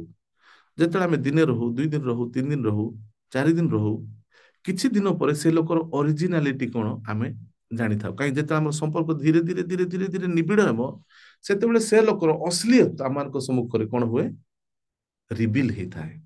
ଆଉ ତାପରେ ଆମେ ଘରକୁ ଆସି କହିଥାଉ, ଆରେ ବାପରେ, ଏ ଲୋକ ତ ଏତେ ଭୟଙ୍କର, ମୁଁ ଜାଣିନଥିଲି, ମୁଁ ଭଲ ବୋଲି ଭାବୁଥିଲି, କିନ୍ତୁ ଏବେ ମୁଁ ଜାଣିପାରିଲି। ଯେତେବେଳେ ସମ୍ପର୍କ ଗଭୀର ହୁଏ, ସେତେବେଳେ ସେ ଲୋକକୁ ଆମେ ଭଲରେ ଜାଣିଥାଉ। ଖାଲି ଅଳ୍ପ ସମୟ ଶୁଣିକିରି କିମ୍ବା ମିଡିଆରେ ଦେଖିକିରି କିମ୍ବା କୌଣସି ଭାବରେ ଗୋଟେ ବହି ପଢିକିରି ଆମେ ଏତେ ସହଜରେ ଜାଣିନଥାଉ। ତେଣୁ ଯୀଶୁଙ୍କୁ ଆମମାନଙ୍କୁ ଜାଣିବାକୁ ହେଲେ ତାଙ୍କ ସହିତ ଆମମାନଙ୍କ ସମ୍ପର୍କକୁ ନିବିଡ଼ କରିବା। ଯୀଶୁଙ୍କ ସହିତ ଉତ୍ତମ ସମ୍ପର୍କ ରଖିବା ହିଁ ଅନନ୍ତ ଜୀବନ ଅଟେ। ହାଲେଲୁୟା, ପ୍ରେଜ୍ ଦ ଲର୍ଡ। ତେବେ ଅନନ୍ତ ଜୀବନ ପାଇବା ନିମନ୍ତେ ଆମମାନଙ୍କୁ କଣ ସବୁ କରିବା ଆବଶ୍ୟକ ଅଛି, ଆଉ ଅନନ୍ତ ଜୀବନ କେତେବେଳେ ଆମମାନଙ୍କୁ ମିଳିଥାଏ? ଈଶ୍ୱର ଜଗତକୁ ଏଡେ ପ୍ରେମ କଲେ ଯେ ସେ ଆପଣା ଅଦ୍ୱିତୀୟ ପୁତ୍ରଙ୍କୁ ଦାନ କଲେ। କାହିଁକି ଦାନ କଲେ ଆମେ ସମସ୍ତେ ଜାଣିଛୁ। ମନୁଷ୍ୟକୁ ପରମେଶ୍ୱର ମନୁଷ୍ୟ ସହିତ ଗୋଟେ ଉତ୍ତମ ସମ୍ପର୍କ କରିବା ପାଇଁ ମନୁଷ୍ୟକୁ ନିର୍ମାଣ କରିଥିଲେ। ଆମ ବାଇବେଲ ପ୍ରମାଣ ଦିଏ, ସେ ଶୀତଳ ସମୟରେ ସକାଳେ ସନ୍ଧ୍ୟାରେ ମନୁଷ୍ୟ ସହିତ ଏଦନ ଉଦ୍ୟାନରେ ଗମନାଗମନ କରୁଥିଲେ, ମନୁଷ୍ୟ ସହିତ କଥାବାର୍ତ୍ତା କରୁଥିଲେ। କିନ୍ତୁ ଆମେ ଜାଣୁ ମନୁଷ୍ୟ ଶୈତାନର ପ୍ରଲୋଭନରେ ପଡି ଈଶ୍ୱର ଯେଉଁ ସବୁ କଥା କହିଥିଲେ, ସେ ମଧ୍ୟରୁ ସେଇ ସତ ଜ୍ଞାନଦାୟକ ଫଳ, ବୃକ୍ଷର ଫଳ ଖାଇବା ପାଇଁ ସେ ମନା କରିଥିଲେ। ଆଉ ମନୁଷ୍ୟ ଈଶ୍ୱରଙ୍କ ଆଜ୍ଞା ଲଙ୍ଘନ କରି ସେ ଫଳ ଖାଇଲେ। ଆଉ ଯେତେବେଳେ ସେ ଫଳ ଖାଇଲେ, ମୋର ପ୍ରିୟମାନେ, ଅନେକ ସମୟରେ ଆମେ ଚିନ୍ତା କରୁ ଫଳ ଖାଇବା ଦ୍ୱାରା କଣ ହେଲା, ପାପ ହେଲା ବୋଲି ଆମେ ଚିନ୍ତା କରୁ। ସେଟା ଭୁଲ ନୁହେଁ, ରାଇଟ୍ ଅଟେ। କିନ୍ତୁ ଯଦି ଆମେ ଭଲରେ ଦେଖିବା, ଯେତେବେଳେ ମନୁଷ୍ୟ ସେ ବୃକ୍ଷର ଫଳ ଖାଇଲା, ପ୍ରଥମେ ପାପ ହେଲା ନାହିଁ। ଫାଷ୍ଟ ଯୋଉ କଥା ହେଲା ସେଟା ହଉଛି ସେ ଈଶ୍ୱରଙ୍କର ସମ୍ପର୍କରୁ ଛିନ୍ନ ହେଲା। He was separated from God. ଫଳ ଖାଇବା କ୍ଷଣି ସେ ପରମେଶ୍ୱରଙ୍କ ଠାରୁ ଛିନ୍ନ ହେଇଗଲେ, ପରମେଶ୍ୱର ଠାରୁ ଅଲଗା ହେଇଗଲେ। ଯେତେବେଳେ ସେ ପରମେଶ୍ୱରଙ୍କ ଠାରୁ ଅଲଗା ହେଇଗଲେ, ବର୍ତ୍ତମାନ ପରମେଶ୍ୱରଙ୍କ ଠାରୁ ଅଲଗା ହେବାରୁ ଶୈତାନକୁ ସୁଯୋଗ ମିଳିଲା, ଆଉ ଯେତେ ଅନୱାଣ୍ଟେଡ ବିଷୟ ବା ପାପ ମନୁଷ୍ୟ ଜୀବନ ଭିତରେ ସେ ଭର୍ତ୍ତି କରିଦେଲା। ଫଳରେ ମନୁଷ୍ୟ ଜୀବନରେ ମୃତ୍ୟୁ ଆସିଲା। କାରଣ ପରମେଶ୍ୱର କହିଥିଲେ, ଯେବେ ତୁମେ ଖାଇବ ନିତାନ୍ତ ମରିବ। ଆଉ ମନୁଷ୍ୟ ସେଇଦିନ ଆତ୍ମିକ ଭାବରେ ମୃତ୍ୟୁ ତା ଜୀବନରେ ଆସିଲା। ଆଉ ମଧ୍ୟ ଶାରୀରିକ ଭାବରେ ମଧ୍ୟ ମନୁଷ୍ୟ ଜୀବନରେ ମୃତ୍ୟୁ ରାଜତ୍ୱ କରିବା ପାଇଁ ଆରମ୍ଭ କଲା। କାରଣ ଆମେ ଜାଣୁ ସେଥିରେ ଆଉ ଗୋଟେ ବୃକ୍ଷ ମଧ୍ୟ ଥିଲା, ଅନନ୍ତ ଜୀବନରୁ ଜୀବନଦାୟକ ବୃକ୍ଷ ମଧ୍ୟ ଥିଲା। ମନୁଷ୍ୟ ସେଇ ବୃକ୍ଷରୁ ଖାଇଥାନ୍ତା ଆଉ ସେ ଦୀର୍ଘଜୀବୀ ହେଇକି ରହିଥାନ୍ତା, ସେ କେବେ ମରିନଥାନ୍ତା।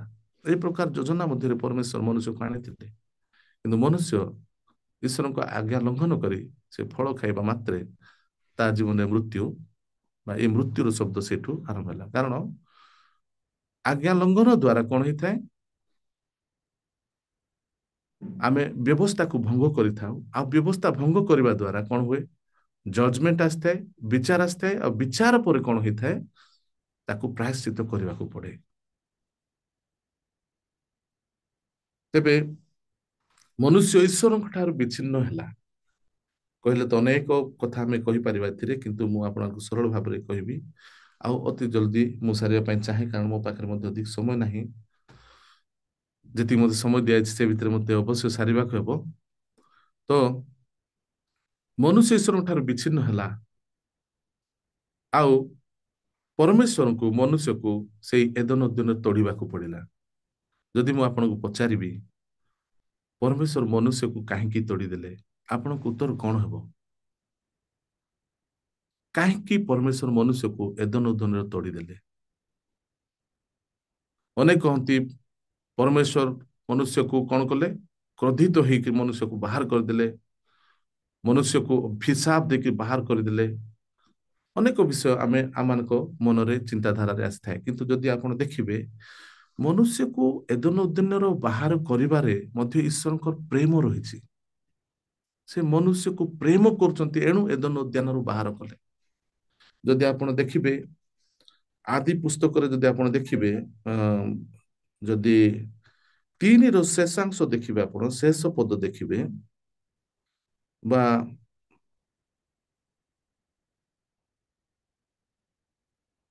ହଁ 3ର 22 ପଦ ଟିକେ ପଢନ୍ତୁ, 22, 23, 24 ଯଦି ଦେଖିବେ ପଢି ଦିଅନ୍ତୁ ଟିକେ। ଅନନ୍ତର ସଦାପ୍ରଭୁ ପରମେଶ୍ୱର କହିଲେ, ଦେଖ ମନୁଷ୍ୟ ଭଲ ମନ୍ଦର ବୋଧ ପ୍ରାପ୍ତ ହୋଇ ଆମ୍ଭମାନଙ୍କ ପରି ଜଣେ ହୋଇଅଛି।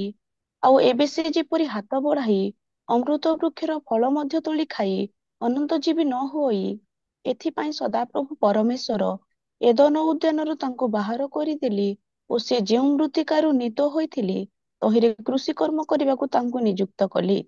ଏହି ରୂପେ ସେ ଆଦମଙ୍କୁ ହଁ, ତେବେ ଆମେ ଦେଖୁଛୁ ଏଠି ଲେଖା ହେଇଛି ଯେ ପରମେଶ୍ୱର କହୁଛନ୍ତି ଯେ ଦେଖ ମନୁଷ୍ୟ ଭଲ ଓ ମନ୍ଦର ବୋଧ ପ୍ରାପ୍ତ ହୋଇ ଆମ୍ଭମାନଙ୍କ ପରି ଜଣେ ହୋଇଅଛି।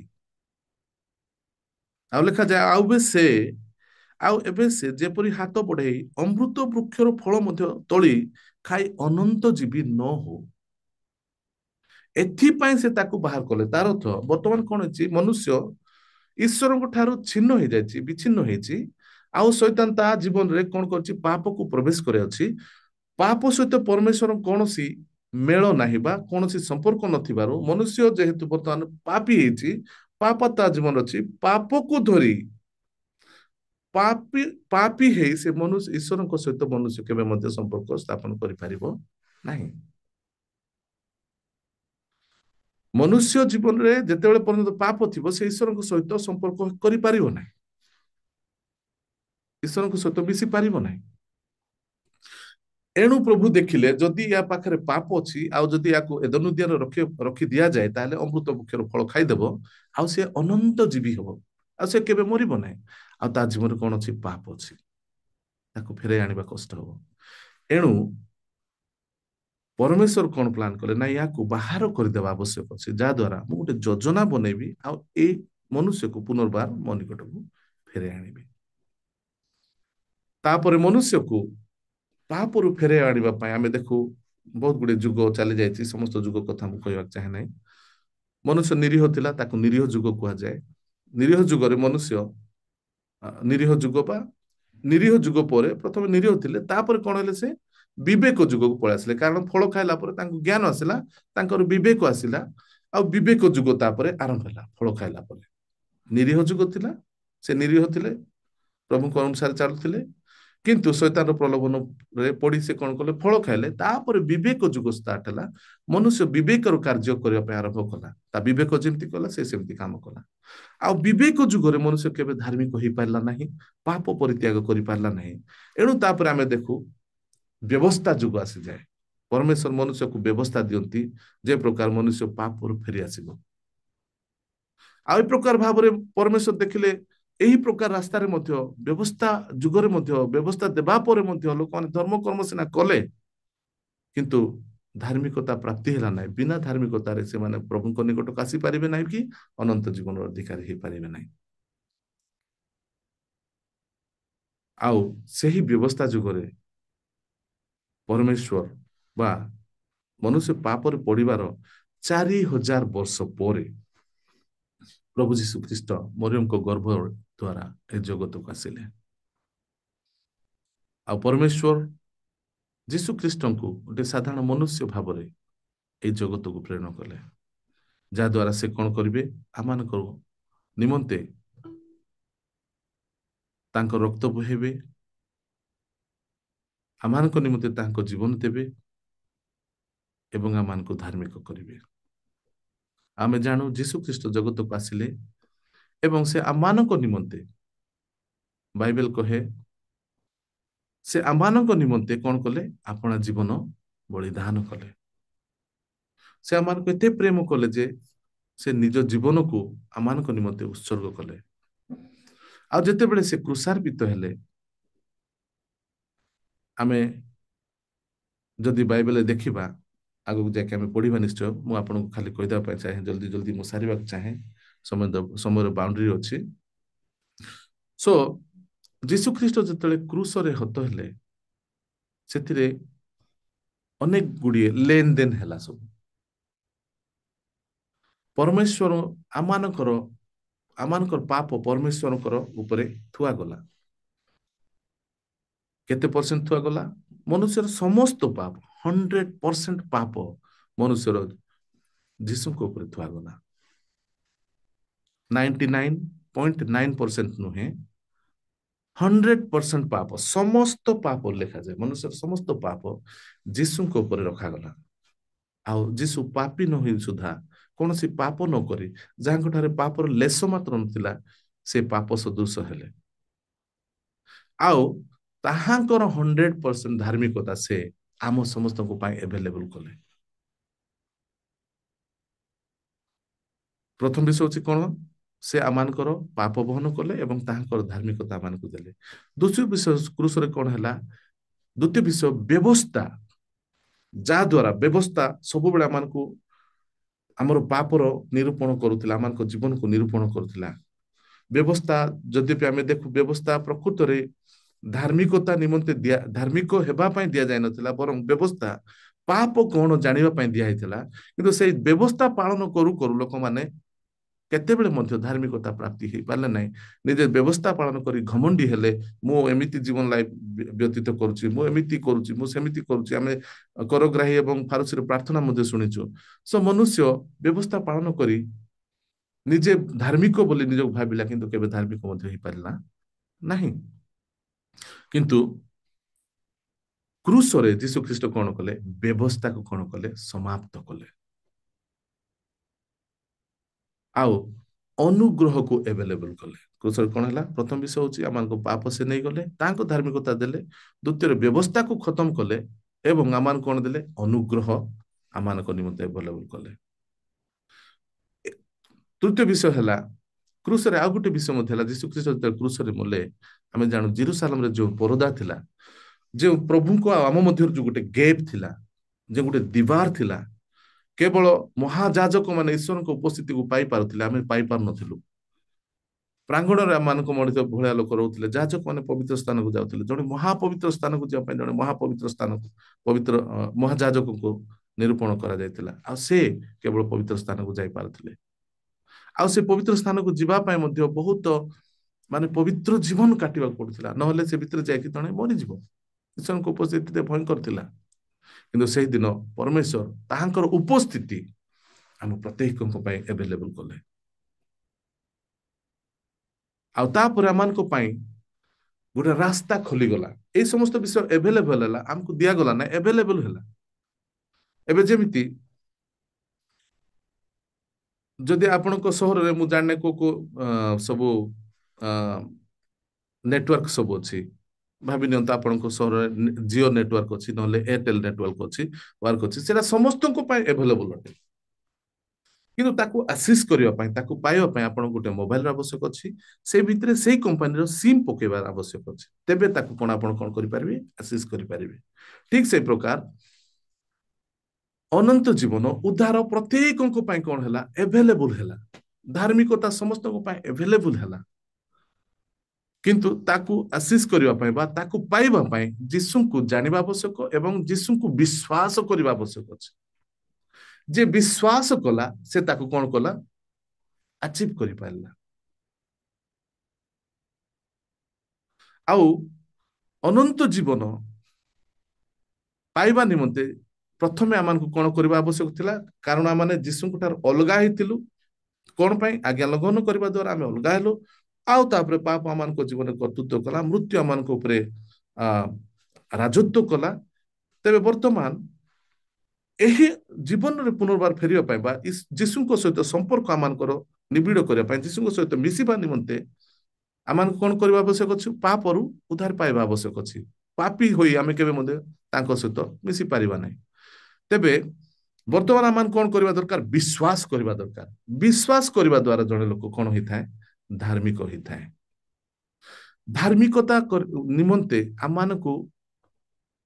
आमानकर धार्मिकता केबे जदि प्रभु आमान को आउ थोर सुजोग दियंती तेबे धार्मिकता विषय मु आपन कहबी किंतु खाली आपन मु सूची देबा चाहे धार्मिकता को हमें केबे ऑन करि पारिबा नै आमान को कार्य द्वारा आमान केबे धार्मिक होई पारिबा नै आमान को धर्म कर्म द्वारा हमें केबे धार्मिक होई पारिबा नै बाइबल विषय आमान को स्पष्ट भाव रे जणाए हम समस्त जानिछु केवल अनुग्रह रे विश्वास द्वारा आमाने धार्मिकता लाभ करछु रोमी पुस्तक लिखा जाए जो माने धार्मिकता विषय अन्वेषण कर जानी भी नथिले से माने मध्य अनुग्रह रे धार्मिकता पाई अछंती विश्वास करबा द्वारा तो आम समस्ते विश्वास करबा द्वारा धार्मिकता लाभ करियछु तेबे धार्मिकता समस्त को पाए अवेलेबल अछि अनंत जीवन समस्त को पाए अवेलेबल अछि किंतु जे जीसु को ठारे विश्वास कला से धार्मिक होला आ धार्मिक होला पर से कोन ईश्वर को सहित संयुक्त ही परिबो बा ता पर से कोन जीसु को सहित तार संपर्क बढ़े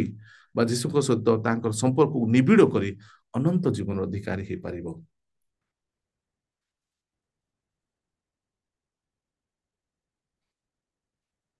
जदि आपण देखिबे रोमियो तार 5 अध्याय को जदि आमे जिबा भौणी टिके पढ़ी दिंता थरे रोमियो तार 5:6 पद टिके पढ़ंतु कारण जेतेबेले आम्भे माने निरुपाय थिलु सेतेबेले ख्रीष्ट उपयुक्त समय रे अधार्मिक मानक निमंते मृत्यु भोग कले देखो लिखा जाए आम मैंने कौन थिलु निरुपाय थिलु आ अधार्मिक थिलु निरुपाय थिलु आ अधार्मिक थिलु आम को कौन सी उपाय रे आम माने धार्मिक हो पारि न थांतु बा अनंत जीवन अधिकारी हो पारि न थांतु निरुपाय थिलु आम अधार्मिक थिलु अधार्मिक होई आम परमेश्वर सहित गोटे उत्तम संपर्क केबे स्थापन करि पारि न थांतु ताकू जानी पारि न थांतु तेबे एई प्रकार समय से कौन कले आपना जीवन आम मानक पाई देले भौणी 8 पदटी पढ़िले किंतु आम्भे माने पापी थिबा समय रे सुद्धा ख्रीष्ट जे आम्भ मानक निमंते मृत्यु भोग कले सेथिरे ईश्वर आम्भ मानक प्रति अपना प्रेम स्वप्रमाण करूअछंती देखंतु एटा लिखा जाए आम्भे माने पापी थिलु ईश्वर जगत को एडे प्रेम कले एथिरे तार प्रमाण एटा से अपना प्रेम को स्वप्रमाण करूचंती जे आमे पापी थिबा समय से आमान को निमंते जीवन देले 10 पद पढ़ंतु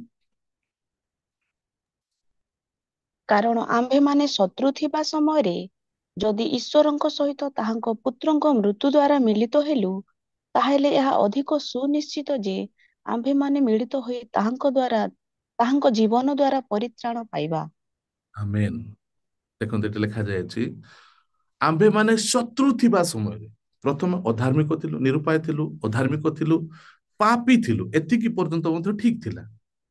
କିନ୍ତୁ ଏଠି ଲେଖାଯାଏ ଆମ୍ଭେମାନେ ଶତ୍ରୁ ଥିଲୁ। ଯଦି ମୋ ପୁଅ ଭୁଲ ଭାଲ କାମ କରେ, କଣ ବି କରେ, ଠିକ ଅଛି, ତଥାପି ମୁଁ ତାକୁ ମୋ ପୁଅ ତ ବୋଲି ମୁଁ ତାକୁ କ୍ଷମା କରିପାରେ କି କଣ ବି କରିପାରେ। ଶତ୍ରୁ ଥିବା ସମୟରେ, ଜଣେ ଶତ୍ରୁକୁ କେମିତି ଆମେ ପ୍ରେମ କରିପାରିବା, ଏଠି ତାର ସ୍ପଷ୍ଟ ପ୍ରମାଣ ଆମେ ଦେଖୁଛୁ। ଯଦି ମୁଁ ଆପଣଙ୍କୁ ପଚାରିବି ଆପଣ ଆପଣଙ୍କ ପୁଅ ନିମନ୍ତେ ଗୋଟେ କିଡନୀ ଦାନ କରିପାରିବେ କି? ବହୁତ ରେୟାର, ବହୁତ କଷ୍ଟ ହେଇଯିବ ଆପଣଙ୍କୁ ଦେବା ପାଇଁ, ଯେତେବେଳେ କି ଗୋଟେ କିଡନୀ ଦେଲା ପରେ ମଧ୍ୟ ଆପଣ ବଞ୍ଚି ପାରିବେ। ଆପଣଙ୍କ ପୁଅ ନିମନ୍ତେ ଗୋଟେ କିଡନୀ ଦେବାକୁ ଆପଣଙ୍କୁ କଷ୍ଟ ହେବ। ଯେତେବେଳେ ପୁଅ ଠାରୁ ବଡି ସ୍ତ୍ରୀ କିମ୍ବା ତାପରେ ଯଦି ପାଖ ଲୋକ, ଯଦି କିଏ ପଡୋଶୀ, ଗୋଟେ ଭଲ ପଡୋଶୀ କିମ୍ବା ଭଲ ମିତ୍ର ଥିବ, ତା ପାଇଁ ଗୋଟେ କିଡନୀ ଦିଅ କହିଲେ, ଜଣେ ସାଙ୍ଗ ପାଇଁ ଜଣେ କିଡନୀ ଦିଅ କହିଲେ ଆପଣ ଦେଇପାରିବେ ନାହିଁ। ମୁଁ ଦେଇପାରିବି ନାହିଁ, ହୁଏତ ମୁଁ ଏତେ ସାହସୀ ନୁହେଁ କିମ୍ବା ପବିତ୍ର କିମ୍ବା ଏତେ ପ୍ରେମିକ ଲୋକ ନ ହେଇଥିବି। ମତେ ଯଦି ଜଣେ ସାଙ୍ଗ ପାଇଁ କିଡନୀ ଗୋଟେ ଦିଅ କହିଲେ ମୁଁ ଦେଇପାରିବି ନାହିଁ। ସ୍ପଷ୍ଟ ଭାବରେ ମୁଁ କହିଦଉଛି ଆପଣ। ଯେତେବେଳେ ଶତ୍ରୁ କଥା ଆସିବ, କିଡନୀ ଦେଲା ପରେ ମଧ୍ୟ ମୁଁ ବଞ୍ଚିଥାନ୍ତି, ଜଣେ ଶତ୍ରୁକୁ କିଡନୀ ଦେଇକି ମୁଁ ବଞ୍ଚି ପାରିଥାନ୍ତି, କାରଣ ଗୋଟେ ଦେଲେ କି ଆଉ ଗୋଟେ କିଡନୀରେ ବଞ୍ଚି ହବ। ତଥାପି ମଧ୍ୟ ଶତ୍ରୁକୁ ମୁଁ ମୋର କିଡନୀ ଦେବି ନାହିଁ। କିନ୍ତୁ ଦେଖନ୍ତୁ ଯୀଶୁ ଖ୍ରୀଷ୍ଟ ଆମକୁ କେତେ ପ୍ରେମ କରିଛନ୍ତି, ଯେ ଆମେ ଅଧାର୍ମିକ ଥିଲୁ, ପାପୀ ଥିଲୁ, ଶତ୍ରୁ ଥିଲୁ, ତାଙ୍କ ସହିତ ଆମମାନଙ୍କର କୌଣସି ସମ୍ପର୍କ ନଥିଲା। ଆଉ ଏଇ ପ୍ରକାର ସମୟରେ ଯୀଶୁ ଖ୍ରୀଷ୍ଟ ଆମମାନଙ୍କ ନିମନ୍ତେ ଜୀବନ ଦେଲେ। ଆଉ ଲେଖାଯାଏ, କଣ ଲେଖାଯାଏ ଭଉଣୀ? 10 ପଦ ଆଉଥରେ ପଢିଲେ। କାରଣ ଆମ୍ଭେମାନେ ଶତ୍ରୁ ଥିବା ସମୟରେ ଯଦି ଈଶ୍ୱରଙ୍କ ସହିତ ତାହାଙ୍କ ପୁତ୍ରଙ୍କ ମୃତ୍ୟୁ ଦ୍ୱାରା ମିଳିତ ହେଲୁ, ଦେଖନ୍ତୁ ତାହେଲେ ଏହା ଅଧିକ ସୁନିଶ୍ଚିତ ଯେ ଆମ୍ଭେମାନେ ମିଳିତ ହୋଇ ତାହାଙ୍କ ଜୀବନ ଦ୍ୱାରା ପରିତ୍ରାଣ ପାଇବା। ଦେଖନ୍ତୁ ଆମମାନେ ଶତ୍ରୁ ଥିଲୁ, ଆଉ ଏଇ ସମୟରେ ଯୀଶୁ ଖ୍ରୀଷ୍ଟଙ୍କର ମୃତ୍ୟୁ ଦ୍ୱାରା କଣ ହେଲୁ? ଆମେ ଈଶ୍ୱରଙ୍କ ସହିତ କଣ ହେଲୁ? ମିଳିତ ହେଲୁ। ତାର ଅର୍ଥ ଆଦମ ପାପ କରିବା ପରେ ଆମମାନଙ୍କର ଈଶ୍ୱରଙ୍କ ସହିତ କୌଣସି ମେଳ ନଥିଲା, ବା ଈଶ୍ୱରଙ୍କ ସହିତ ଆମମାନଙ୍କର ସମ୍ପର୍କ ହିଁ ନଥିଲା। ଆମେ ଶତ୍ରୁ ଥିଲୁ। କିନ୍ତୁ ଯୀଶୁ ଖ୍ରୀଷ୍ଟଙ୍କ ମୃତ୍ୟୁ ଦ୍ୱାରା କଣ ହେଲୁ? ଆମମାନେ ଈଶ୍ୱରଙ୍କ ସହିତ ପୁନର୍ବାର ଆମେ କଣ ହେଲୁ? ଏଲାଇନ୍ ହେଲୁ, ବା ଈଶ୍ୱରଙ୍କ ସହିତ ଆମମାନଙ୍କ ସମ୍ପର୍କ ପୁନର୍ବାର ହେଇଗଲା। ଆଉ ଲେଖାଯାଏ ଏହା ସୁନିଶ୍ଚିତ ଯେ କଣ ହେବ? ଆମେ ପରିତ୍ରାଣ ପାଇବା ବା ଅନନ୍ତ ଜୀବନ ଅଧିକାରୀ ହେବା। ଯଦି 9 ପଦ ପଢିବେ, 9 ପଦ ବି ପଢନ୍ତୁ। ଅତଏବ ଏହା ଆହୁରି ସୁନିଶ୍ଚିତ ଯେ ଆମ୍ଭେମାନେ ଏବେ ତାହାଙ୍କ ରକ୍ତ ଦ୍ୱାରା ଧାର୍ମିକ ଗଣିତ ହେବାରୁ ତାହାଙ୍କ ଦ୍ୱାରା ଈଶ୍ୱରଙ୍କ କ୍ରୋଧରୁ ରକ୍ଷା ପାଇବା। Praise the Lord. ଦେଖନ୍ତୁ ତାହାଙ୍କ ରକ୍ତ ଦ୍ୱାରା ବର୍ତ୍ତମାନ ଆମେ କଣ ହେଇଛୁ? ଧାର୍ମିକ ଗଣିତ ହେଇଛୁ। ଆଉ ତାହାଙ୍କୁ ବିଶ୍ୱାସ କରିବା ଦ୍ୱାରା ଆମେ ଧାର୍ମିକ ଗଣିତ ହେଇଛୁ। ଆଜି ଅନେକ ପ୍ରଚାର କରୁଛନ୍ତି, ଅନେକଙ୍କ ଠାରୁ ମୁଁ ଶୁଣିଛି, ମୁଁ ଜାଣେ ନାହିଁ କିଏ କଣ ଭାବେ ପ୍ରଭୁ ଯୀଶୁ ଖ୍ରୀଷ୍ଟଙ୍କ ବିଷୟରେ। ମୁଁ ଅନେକ ସମୟରେ ଭାବେ ମୋର ଯୀଶୁ ବୋଧେ ଟିକେ ଅଲଗା, ହୁଏତ ଆଉ ଅନ୍ୟ ଲୋକମାନଙ୍କ ଯୀଶୁ ଅଲଗା ହେଇଥାଇ ପାରନ୍ତି। ବେଳେବେଳେ ମୁଁ ଭାବେ ଯୀଶୁ ଖ୍ରୀଷ୍ଟ ମୋ ପାଇଁ ଯୋଉ ପ୍ରକାର ପ୍ରକାଶନ ସବୁ ଦେଇଛନ୍ତି, ସେ ମୋର ଯୀଶୁ ଅନ୍ୟ ଯୀଶୁ ଅପେକ୍ଷା, ଅନ୍ୟମାନଙ୍କ ଯୀଶୁ ଅପେକ୍ଷା ଅଲଗା ବୋଲି ମୁଁ ଭାବେ। ସେ ଏତେ ପ୍ରେମ କରିଛନ୍ତି, ନିଜ ଜୀବନ ଦେଇଛନ୍ତି। ଆଉ ଏଠି ଗ୍ୟାରେଣ୍ଟି ଲେଖାଛି, this is that guarantee that we have been cleaned by his blood। ଆମମାନଙ୍କ ପାଖରେ ଗୋଟେ ଗ୍ୟାରେଣ୍ଟି ଅଛି ଯେ ଏହା ଆହୁରି ସୁନିଶ୍ଚିତ